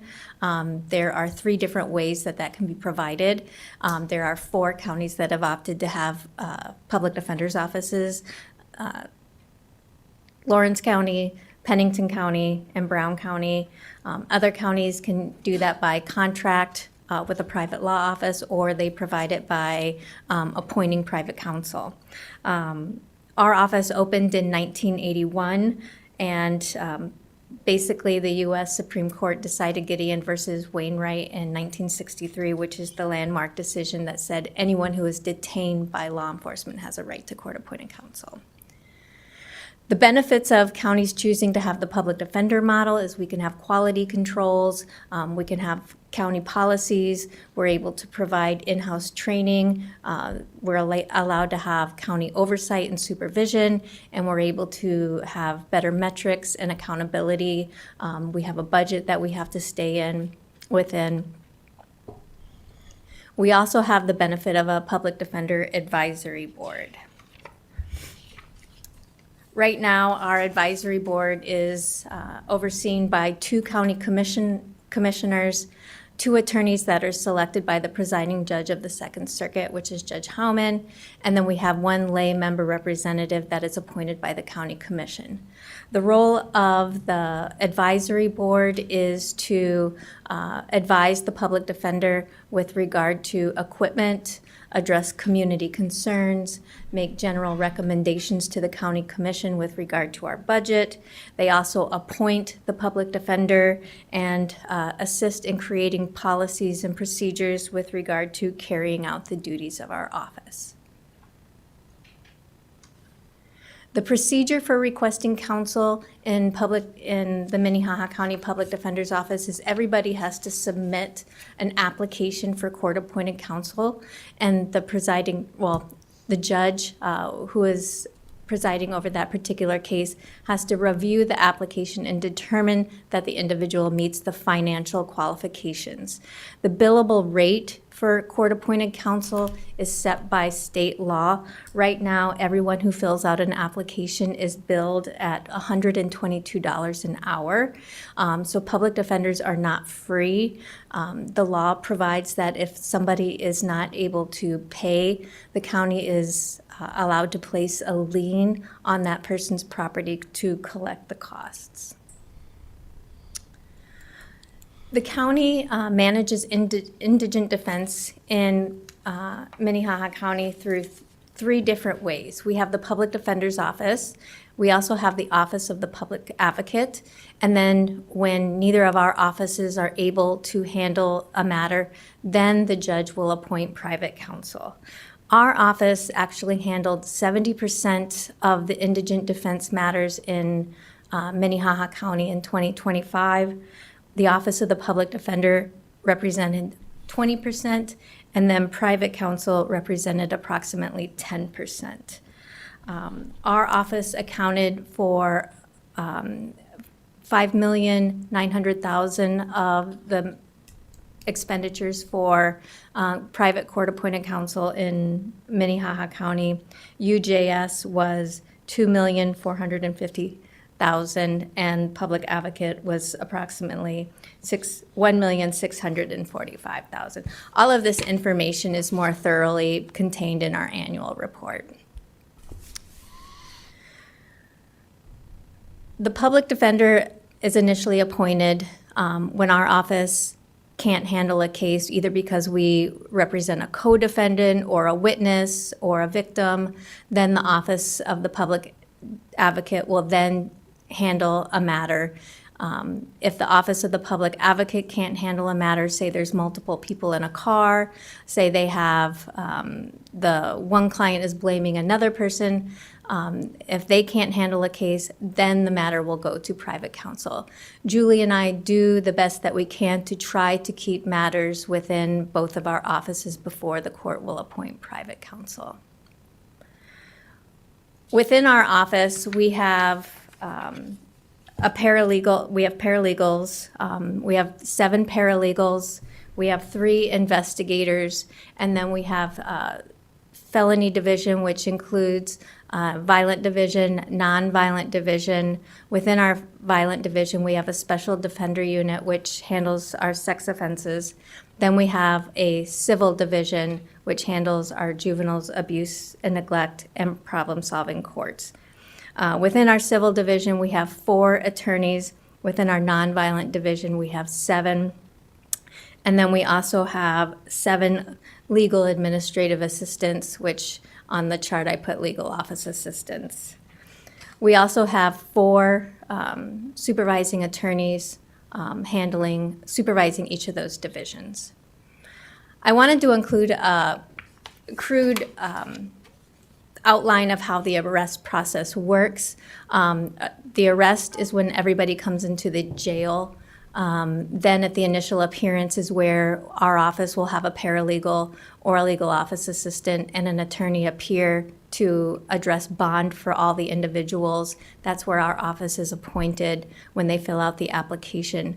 On felony matters, a preliminary hearing will be set within 15 days for individuals in custody, 45 days for individuals out of custody. For felonies, they go to arraignment if they're determined to have probable cause. On misdemeanors, they go right to a plea or jury trial or sentencing or acquittal. But on felonies, they have the right to this special hearing. In between, all motions are filed. And this is the process that our offices handle. And clients are either in custody if they do not make bond at this initial appearance, or they're out of custody if the judge determines that they're not a danger to the community and likely to show up to court. Some of the challenges that we deal with within our office are caseloads, resources, recruitment and retention, geographic inequities with transportation, and much of what you see within our office is mental health, complaints of attorneys having too many cases, housing insecurities, and then the misconceptions that public defenders are not real lawyers. These are challenges that are reflective nationwide, not just within Minnehaha County or within South Dakota. These are challenges that affect all public defenders throughout the nation. This is some information that I wanted to include. We received a lot of questions earlier in the year when we had Operation Prairie Thunder. It was a highly publicized event when they had extra saturation patrols. There was questions of whether or not we noticed a spike in defense appointments. And we indicated that we had. This was a period of time where we experienced an increase in low-level arrests related to warrants, parole-related detentions. As you can see in November and December, following the conclusion of that operation, we did see a drop below the normal level of what we had seen early in the year. This fluctuation that you see here basically shows how those concentrated initiatives show that even after those initiatives ended, there wasn't the long-term sustained crime trends that were basically shown within the media. What I wanted to show, this is our felony level cases that we handled within 2025. I apologize that the actual numbers are not shown on the chart. They are included in our annual report. The highest level of crimes is indicative of what we have seen in previous years. It does show that substance use disorders, particularly involving methamphetamine and fentanyl, continue to present the most significant challenge for our office. A substantial portion of our caseload revolves around addiction, getting clients connected to community resources such as substance abuse evaluations, getting them furloughs or lower bonds so that we can try to get them connected with treatment. DWI, in relation to our substance use disorders, DWI, we saw a low level of offenses. Aggravated assault, assaults on law enforcement are significantly less in comparison to the high level of drug offenses that we saw. Mr. Chair, could I ask a question on this slide specifically? Please. Sure. Tracy, thanks for being here. I just was curious, can you refresh us? Have there been changes legislatively in what is considered a drug-related felony? And has that had an impact on numbers? Would it have been in 2025 or not? There was, this is felony drug offenses. And did we change the classification of any drug-related offenses to make them misdemeanors as opposed to felonies statewide? The drug-related offenses were related to, this is impacted by case closings, but yes, there was some case changes in the legislature with regard to cases for ingesting being reduced to a misdemeanor, but this would only impact the cases that were charged out as felonies. Okay. I guess I was curious to see if that had an impact on the number of drug-related felonies that your office handled. We have not noticed an impact. Okay, thank you. This would be misdemeanors. You can see here that unlawful occupancy, much like last year, continues to be something that in our community continues to be, much like the previous presentation, housing instability continues to be a problem that impacts a lot of our clients with regard to being arrested for trespass, being in places they shouldn't be, having orders that they're not allowed to be in places that they're not supposed to be, socioeconomic factors such as addiction, poverty. These are crimes that still continue to be charges that impact many of our clients and are driving the length of time that it takes for us to close our cases. Tracy, I'm going to ask for clarity between this page and the previous on the DUI or DWI. Would those be felony, like second and third offenses, and the next page would be first-time offenses? These would be felonies, your third, fourth, fifth, sixth, and this would be your misdemeanors, your first and seconds. Thank you. And I should say,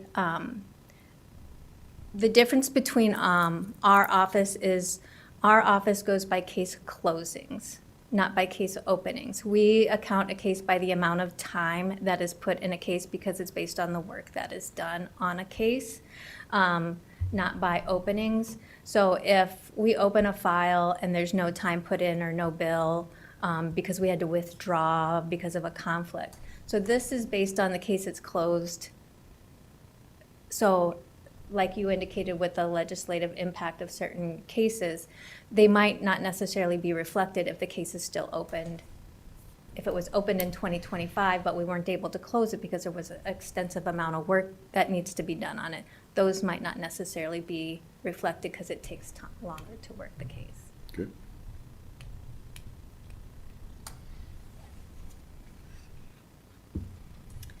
Juvenile crime. While interestingly enough, we did not see an increase overall in 2025, we did see a 77% increase in juvenile case involvement since 2020. I think what I believe this reflects is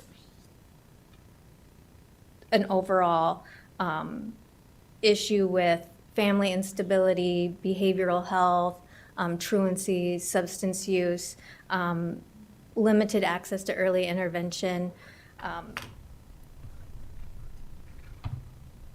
It also reflects what's indicated on our next slide, is what we're seeing as well as a lot of our cases being charged in adult court.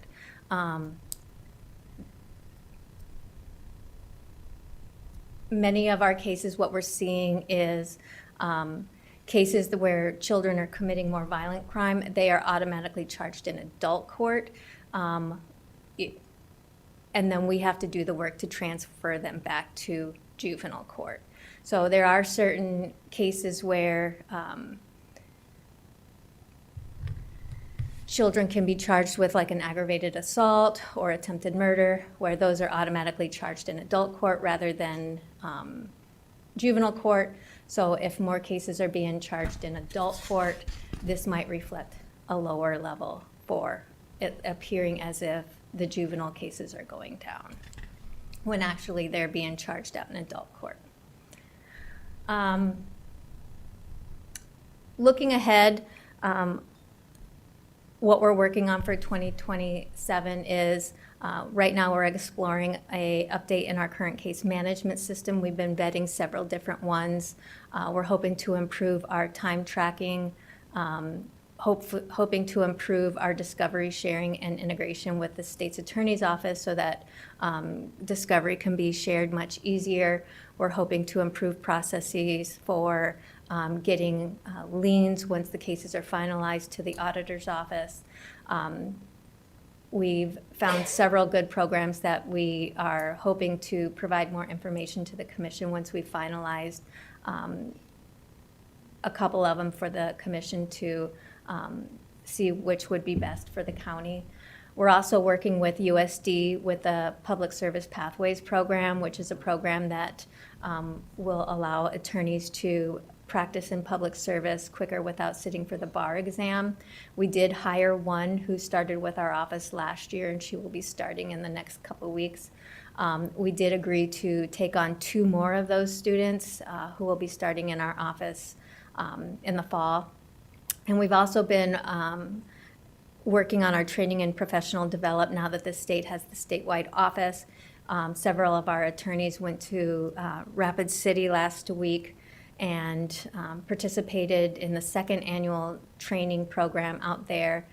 We appreciate the state through the state office and the Pennington County Public Defender's Office offering the training that they did. Both last year and this year, it has allowed us to save money, not having to go out of state for training, pay for airfare or travel as much to do these training programs in-house. We're also through the Special Defense Unit trying to change up with the criminal defense teams in the office so that our attorneys can have more specialized training, more specialized service to clients, especially with the Sex Defense Unit. We're hoping to improve our problem-solving courts through some changes that took place within the state's attorney's office. We feel that there's been some struggles with continuing those programs or getting as many people into those programs, and we're hoping to continue to work to improve allowing individuals to get into these programs. And then we're hoping in 2027 to continue looking for opportunities to improve technology. Last year, we implemented Justice Text, which has been an amazing program and has been allowing our attorneys to be much more efficient with reviewing discovery. And we're hoping to continue to look at these tools as an opportunity to save time and resources within our office. And I'll stand by for any questions you may have. Thank you, Tracy. Any public comment on this agenda item? Commissioners? Mr. Chair, for a quick question. Yeah.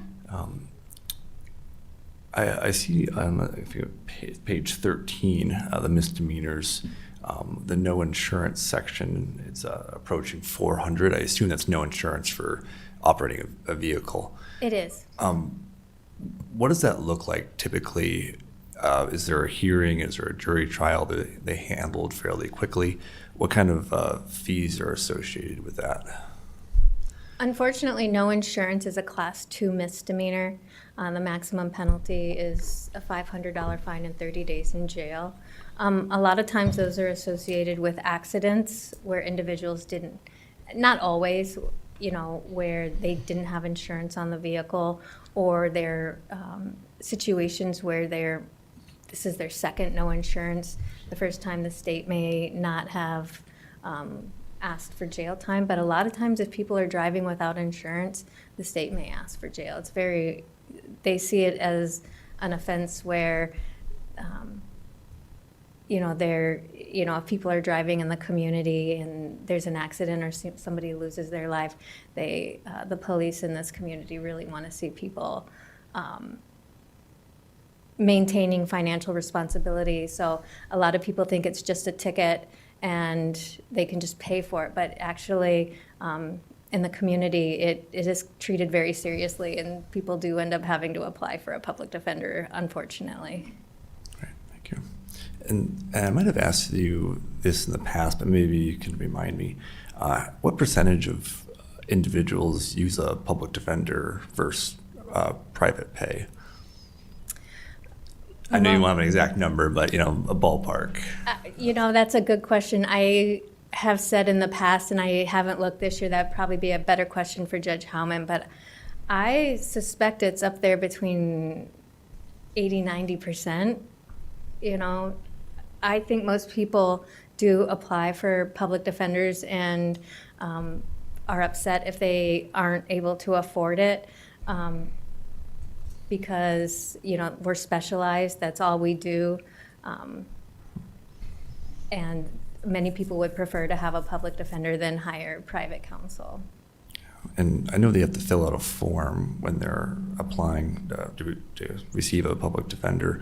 Is there any verification of their income or other assets, or is it all self-reported and taken on trust? It's taken on trust or at their word. There's been times where we have taken steps to verify within our office, but as of now, there's no verification process, and we have asked to withdraw when it became very apparent that the person did not meet the qualifications. That is something that we have looked at in the past as something that might be explored, but when we did look into it and explored it, it didn't seem like there was that it was as much as a problem as it appeared at first. Yeah, and I was making a general observation. I think it was a noble intention to offer public defense on the taxpayer's dime for truly indigent individuals, but when we're looking at 80 to 90% of individuals receiving a public defender, it's a little bit concerning because at the end of the day, the taxpayer is picking up the bill for that. And I think a lot of those individuals, if you looked a little bit deeper into their income and assets, most likely wouldn't meet the conditions for the public defender approval. So just a general observation. So. Go ahead, Jen. Oh, thank you. Just one quick question. Thanks, Tracy. For your attorneys and your support staff, are they all paid for out of county general fund, or do you receive grant funding? Are there outside entities that are assisting in that? We do receive one grant from UJS for our problem-solving court attorney. It doesn't cover the full cost of the position, but we do receive funding from the state for that position. We are also reimbursed for the cost of any cases that we handle for charges committed within the South Dakota State Penitentiary. Okay, thank you. Mr. Chair, just wanted to ask you, Tracy, for a couple minutes on your thoughts on your physical space. Right now, we've got you in a main location, and then we've had to have you spill over into some leased space. Just how is that working generally? And then over the next, handful of years, we'll need to be talking about, this master campus plan. And I think there's a few different ideas of where you could end up, and it's a little game of musical chairs. But could you just give us an outline of what your current situation is? The expansion into the 300 building has helped with more space so that we can spread out. It's still been difficult as far as supervision, and because we have everybody on 3 different floors, and then we have somebody in additional space, so collaborating and, when you're doing trial prep and everybody's in all different areas, we also don't have a conference room, so we're still going over to either this building or the Human Services building to meet. So there are still challenges, but the additional space has allowed us to expand out. You did have a conference room, but turned into offices because of the growth. Tracy, I've been on your Public Defenders Advisory Board for 10.5 years, and just the growth in staff because of the growth of the community, the county, et cetera. But not only, we're not just hiring attorneys, we're hiring investigators, legal office assistants, paralegals. And I think, in 10 years, I've seen a lot of growth and advancement in your staff and in quite honestly, in how you are handling things. So I just want to congratulate things and running a good office. And you do have real attorneys in there, and they do a good job. In fact, a lot of the attorneys in there become judges and state's attorneys and so forth. So, and they did it basically while you were their supervisor. So congratulations. So thank you. All right, moving on. Consider a motion to authorize the chair to sign the interlocal agreement between Minnehaha County and the city of Sioux Falls for the 2026 JAG Program Award. Captain Bosman, good morning. Good morning, Commissioners. Joe Bosman, Minnehaha County Sheriff's Office. This morning in front of you, we have our interlocal agreement between Minnehaha County and the city of Sioux Falls for the Justice Assistance Grant. We sometimes call it the JAG grant. What it is it's a grant that comes from the federal government where they look at different crime stats into municipalities and counties, and then they could say, come up with a formula and say, you guys are going to get so much funding. Well, since Minnehaha County and Sioux Falls work so closely together, we kind of work together and we get one pot of money. And so internally, we come up with this interlocal agreement where we decide, okay, who's going to be the main fiscal agent for this grant, who's going to be applying for it, and then how much money is each agency going to get. Through this interlocal agreement, we have every year identified that the city of Sioux Falls as receiving the majority of the, well, not majority, but more of the funding would be the main grant recipient, and we would just be a sub-recipient of them through that. It's a 65% to the city, 35% to the county. The 35% this year for the 2026 Burn JAG grant for Minnehaha County is $66,856. This is money that is very beneficial to our agency. We utilize that to put that back into law enforcement programs, equipment, services, anything that we can do to keep our agency going without having to tap into taxpayer county funding. So the city has reviewed this interlocal agreement already and has passed it, and so it is our turn to review it for consideration and approve if desired. Public comment on this agenda item. Commission. I would make a motion to approve. Second? Motion is second. Call the roll, please. Benega. Aye. Blindberg. Heisey. Aye. Hipley. Aye. Karski. Aye. Motion carries. Consider a motion to declare a sheriff's office vehicle as surplus for disposal by online auction and authorize the auditor to publish notice of sale. Captain Bosman. We have one vehicle in the sheriff's office that has reached the end of its life. This is a replacement for a jail transport vehicle. They recently, through the budget and purchase process, received a newer one earlier this year, and as such, we always one in, one out type of situation. And we have one 2012 Dodge Charger, white in color, that is going to be available for online purchase through thepurplewave.com. So with that being it's a controlled asset, we have to ask for commission approval to remove it from our inventory for sale. Public comment. Commission. I'll make a motion to approve. Second. Motion and a second. How many miles are on this vehicle, Captain Bosman? This one's roughly around, I believe, I want to say 130-ish. 130,000. Yeah, it's one that's been squeezed out for a little while. It was the old 24/7 Dodge Charger. Probably seen it many times in front of the admin building. Oh, yeah. Yeah. Okay. Is that the one that got hit? No, that was a different one that got hit. So Okay. this one dodged a bullet on that day. Okay. Motion and a second. Call the roll. Kipley. Aye. Heisey. Aye. Blindberg. Aye. Benega. Aye. Karski. Aye. Motion carries. Consider a motion to authorize the Highway Department to bid a micro-surfacing project for 2026 construction. Good morning. Good morning, Jenna Gerard, Highway Department. As you guys have seen when we've brought bids to you guys in the past year or so, we have got really good bid prices, come in under budget on many of them. And so due to that, we have a little extra money and we are looking for authorization to go out for a microsurfacing bid to spend some of that money and keep improving our roads. We are looking to spend around $1 million on this micro project, and we should be able to do 15 to 18 miles of microsurfacing with that money. Public comment. Commission. Mr. Chair, do we have any, does your office have any idea of what stretches of county highway that need to be microsurfaced, or are you going to make that assessment as time goes on? We do already have some roads that we've went and looked at and kind of have a plan. Nothing's set in stone yet. We have to kind of put together a full budget and see what we can fit in with that $1 million.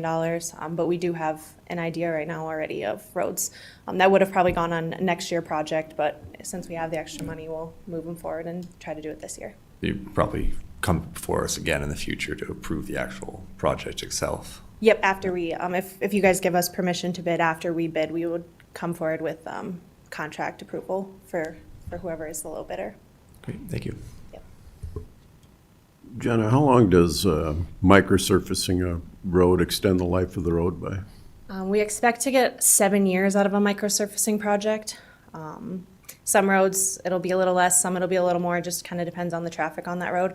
But we like to see at least 7 years out of a micro project. Okay. Mr. Chair? Commissioner Jenna, thanks Blindberg. for being here. Is this the type of project that we bid and then neighboring counties are a beneficiary of that bid? Or is that something different that I'm thinking of? That's our annual striping, so pavement marking project. Okay. Yep, so this one will just be our own county. Okay. Thank you. Motion. Make a motion to approve. I'll second. Motion is second. Call the roll. Benega? Aye. Kipley? Aye. Blindberg? Aye. Heisey? Aye. Karski? Aye, motion carries. Consider a motion to authorize the Highway Department to purchase a Henderson Class 5 truck body and installation under the NPP contract in the amount of $29,620.32 and authorize the chair to sign a purchase agreement. Good morning. Jenna Jarrett again, Highway Department. We are just looking for authorization to purchase that truck body for a 2026 Ford F-550 that you guys approved earlier this year, and we do actually already have that. It did come in a few weeks ago. This vehicle will be used by our bridge crew, and it will replace a similar vehicle that actually the motor just blew up in last week. So we are just looking to replace that so they can continue doing the work that they do. Public comment? Commission. Make a motion to approve. Call the roll, please. Blindberg? Aye. Heisey? Aye. Kipley? Aye. Benega? Aye. Karski? Aye, motion carries. Consider a motion to authorize the chair to sign an agreement with the Valley Springs for the jurisdictional transfer of County Highway 103. Jenna Jarrett, Highway Department. We have come to an agreement with Valley Springs to transfer our County Highway 103, which is the north-south road that runs through Valley, to transfer into their jurisdiction. And it had appeared in the past that it had been annexed in, but state's attorney had looked into it and nobody could find the annexation records. So we sat down with Valley Springs and we agreed that we would do some road improvements in exchange for them taking over jurisdiction of that road afterwards. They are going to pay for 50% of the road improvements, which will include a bill and overlay that will be completed by our in-house county staff. The total that is estimated for all of that work is $36,800, and so they will be paying half of it at $18,400. And once that work is complete, then it will no longer be a county highway and it will be under the jurisdiction of Valley Springs. Public comment. Commission. I would make a motion to approve. Second. Call the roll. Benega? Aye. Blindberg? Aye. Aye. Kipley? Aye. Heisey? Aye. Karski? Aye, motion carries. We are now at a briefing on county purchasing policy. All right, good morning. Tom Greco, Commission Administrative Officer. So this morning is going to be a briefing on a proposed county purchasing policy. It is a revision to the existing one. I will talk about the details and then come back to you at a future meeting, ideally next week, to seek your approval. I did include a memo, but I'm going to jump straight down to the presentation here because it outlines some of the key points. So just want to talk about the scope of revisions. The purchasing policy, we do have a great purchasing policy right now. We did identify the fact that it was in need of some updating, particularly to become more in line with state law. And by that I mean some certain things within state law have changed over the course of years to allow a little more flexibility. We've certainly been compliant, but I'll point out on one of the future slides here where that flexibility comes in, particularly with regard to bid limits. So what I have up here is our current policy on the left, just the different section headers, and then the proposed policy on the right. The point I want to make here is that This is not a complete revision to all sections within the purchasing policy. It really is focused on those areas that involve direct procurement of supplies and services and public improvements. So with that, I'm going to go through each section and just provide a high-level overview of some of the major changes that were made. I do want to say that while there are some substantive changes in here, there are also a good deal of editorial changes, format changes, just to make it more user-friendly for our folks in the county. So just our general section adopts statutory definitions for clarity throughout the process, throughout the policy, and also provides an explicit requirement to consult the budget and the finance and budget officer when it comes to grant requests. So grants are included within the purchasing policy, but we did want to explicitly state that there needs to be that coordination, and grants in and of themselves are covered under a different section of our handbook. So this right here is really one of the key points that I was alluding to earlier. A few years ago, the state had adjusted bid limits for both supplies and services and public improvements. This particular slide is in regard to supplies and services. We have had a bid limit of $25,000. This proposed policy would increase that to $50,000. But also important to this is that we still do maintain the great safeguards and procedures within the policy, so that the commission has visibility on purchases, and also department heads have the responsibility to ensure that they're getting the best value for the taxpayer. This would reduce the number of appearances before you by department heads seeking requests to approve certain purchases, but not a tremendous amount. Again, what it does is it provides a little more flexibility to departments, but all of these ultimately get reported to you each meeting on our bills. The other particular bid limit that's addressed is for public improvements. Again, similar to supplies and services, this changed within state law a couple of years ago. Our limit has traditionally been $50,000. This would raise it up to the state authorized limit of $100,000. But again, we maintain those safeguards in there. Anything under $100,000, we still are requiring bids. There's no obstacle, even with supplies and services, to sending out a competitive bid, even if it does not meet the bid limit. The other thing that I want to underscore here is that when it comes to these purchases, particularly supplies and services, there are certain exemptions which are also covered in the policy. The next item that we just provide some greater clarity on are certain procedures, and I list those out here. These are often questions in terms of how we handle certain issues that come up during the procurement process. Again, provide some flexibility, but also included in there are some safeguards to ensure, again, that we're getting the best value for the taxpayer. Moving along, our invitation for bids and request for proposal process. We've got a good process in place right now. What this does is it provides, it solidifies those procedures, but also creates a addendum within the policy that provides some clarity for department heads and some basically templated framework for which they can put these documents together so that we're more efficient as we put bids and requests for proposals out. Lastly here, county contracts. So currently, commission approval is required for any expenditure, any contract, $25,000 or over.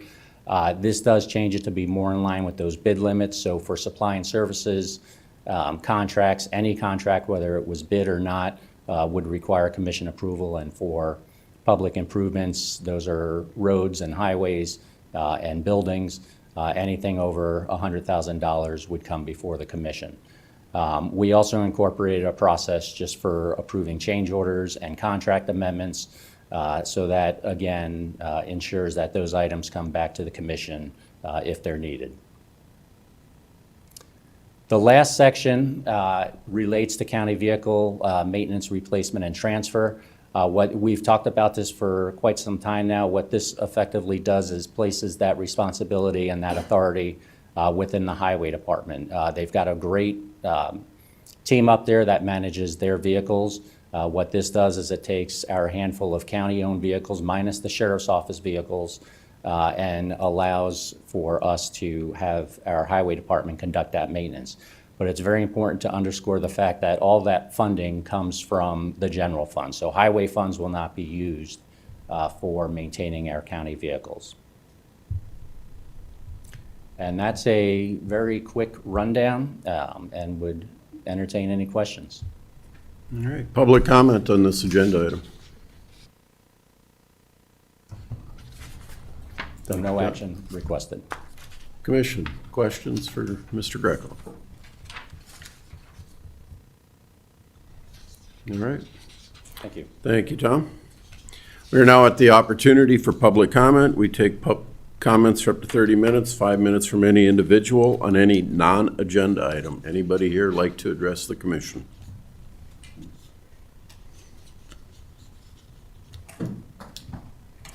Hello, everybody. Morning. I am Tessa Schwans.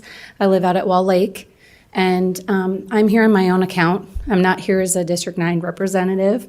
I'm just here to have a conversation with the commission and just express some of the concerns that we have out at Wall Lake. First of all, I just want to thank you guys for all the information that was shared here today. Obviously, a lot of it's doing with District 9. With talking about the dog kennels and the GOED and the Foundation Park and dealing with the state's attorney's office and all of that. But the reason that I'm here today is because I am a resident. I live out at Wall Lake. Wall Lake has the corridor between Highway 42 and Highway 151. Right now, I have some constituents that are basically telling me some of their concerns, and they are actually some of my concerns as well. Which has to do with noise ordinance and potential of the county having a noise ordinance put in place around that area. And then also the speeds that we are experiencing on Highway 42. There are a lot of private approaches that come up to Highway 42, and with the speeds coming off of Highway 42, coming into town on the west side of town, it's pretty substantial. It's pretty high speeds. And so that has been a really major concern. Another concern that I have had is the construction that's going on Highway 151, and it's actually blocking the township precinct for voting. So that has been a concern. It's been addressed to Leah Anderson, and she has sent out a letter to all of the constituents within that precinct area and let them know that it is going to be open and available for the day of voting. But I just want us to really keep an eye on it, especially with the rains that we've had in this last couple of days, and really wanted to express some of my concerns on that. So I don't know what we can do as a county to address some of these issues that are coming forward, but they are valid concerns. And I just want to know, what are some of your plans moving forward for the development without addressing, I know that it's a state highway and I know that we have a county highway, but what are we going to do to work together collaboratively to address some of these issues? So that's just some of my questions. Okay, thank you. Anyone else for public comment?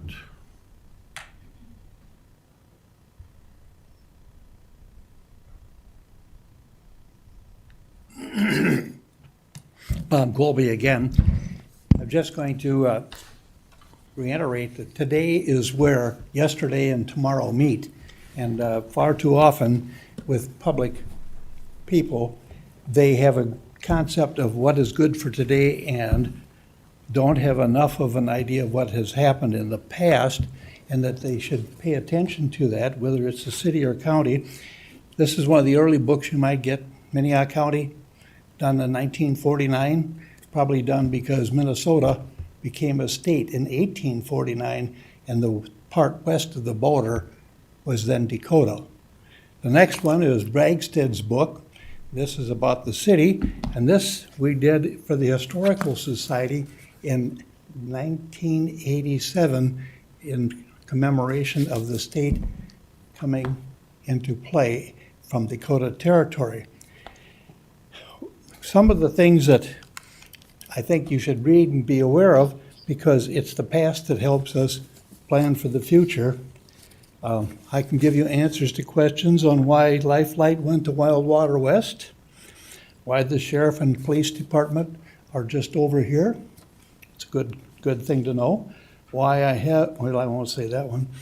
Why the county commission, which county commissioner had to be awakened at meetings. Why the courthouse is higher than the jail. Let's see. The Dakota Iron Building, if you may remember that, that was just over here by the Coliseum. Jack Rentschler was the chairperson at the county commission at the time, and after it went down, he says, I think we made a mistake. Because once you screw up something, it's hard to unscrew it. We kept the old jail and took the cells off because it was a nice-looking structure, and we had to fight hard to get that. Those things are some of the things that can be dealt with, but a sense of the history helps us understand where we're at today, and that also plays a part in our future. So I would recommend that, you pay a little more attention to the past.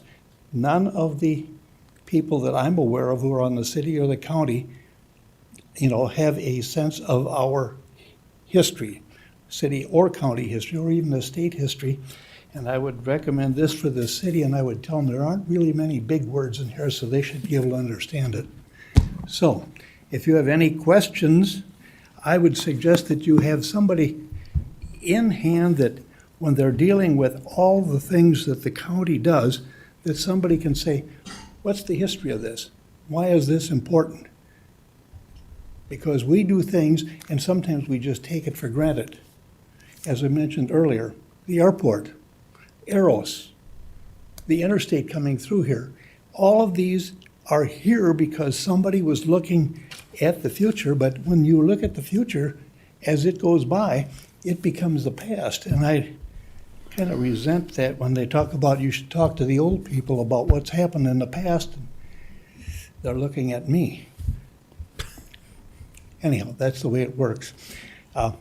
Thank you much for letting me pontificate, and we'll go from there. Thank you, Mr. Colby. Any other public comment?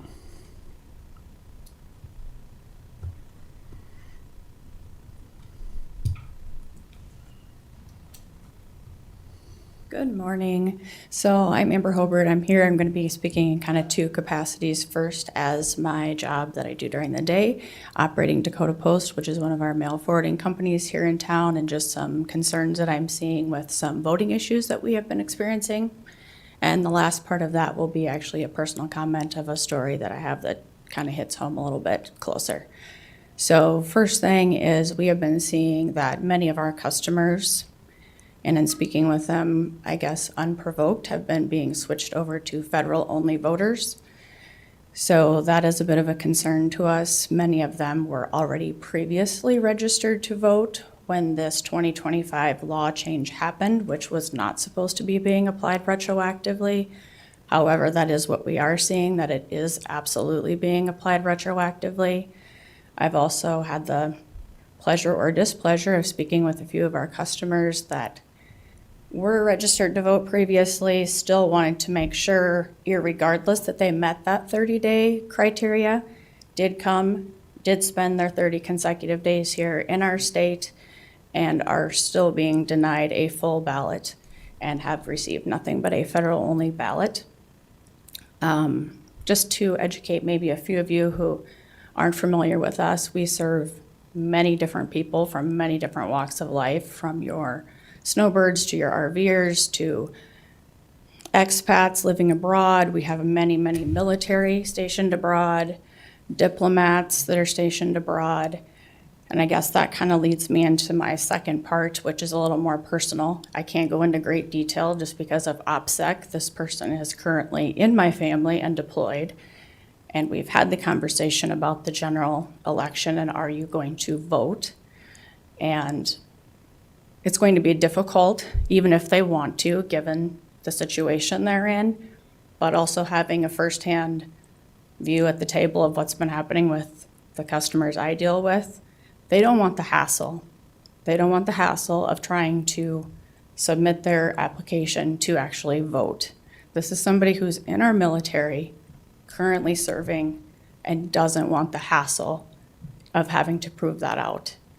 I think that is very, very sad and very, very disappointing as somebody who has many family members in the military, that they would be treated that way in this county specifically. Thank you.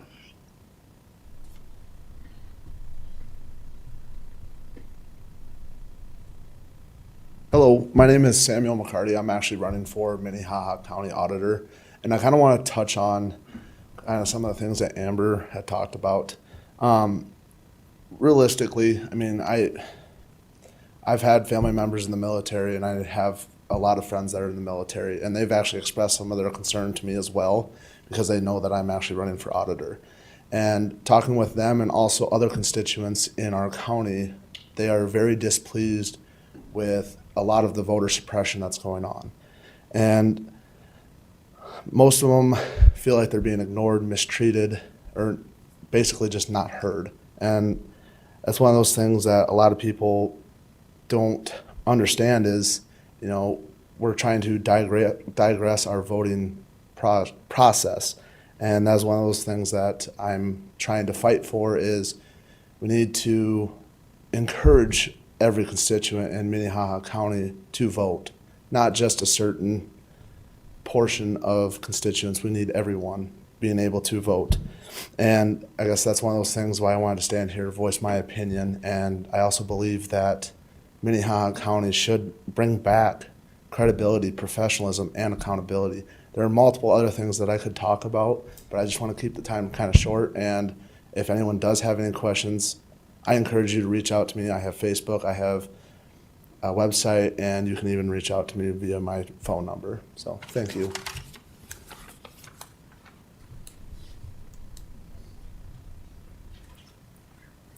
Jenna Gerard, Highway Department. I just wanted to talk about the concern with the voting location on our County Highway 151 that we are doing construction on now. Jacob has been in contact with Leah, and they have discussed it. By the time the election comes around, that road should be cement treated, subgraded, and have gravel on it. It will not be paved by then, but it will be passable, and it will be opened up to the voting location for people to vote that day. So just wanted to give you guys an update on that. Thank you. All right. I'm going to shut down public comment, and we'll go on to commission liaison reports.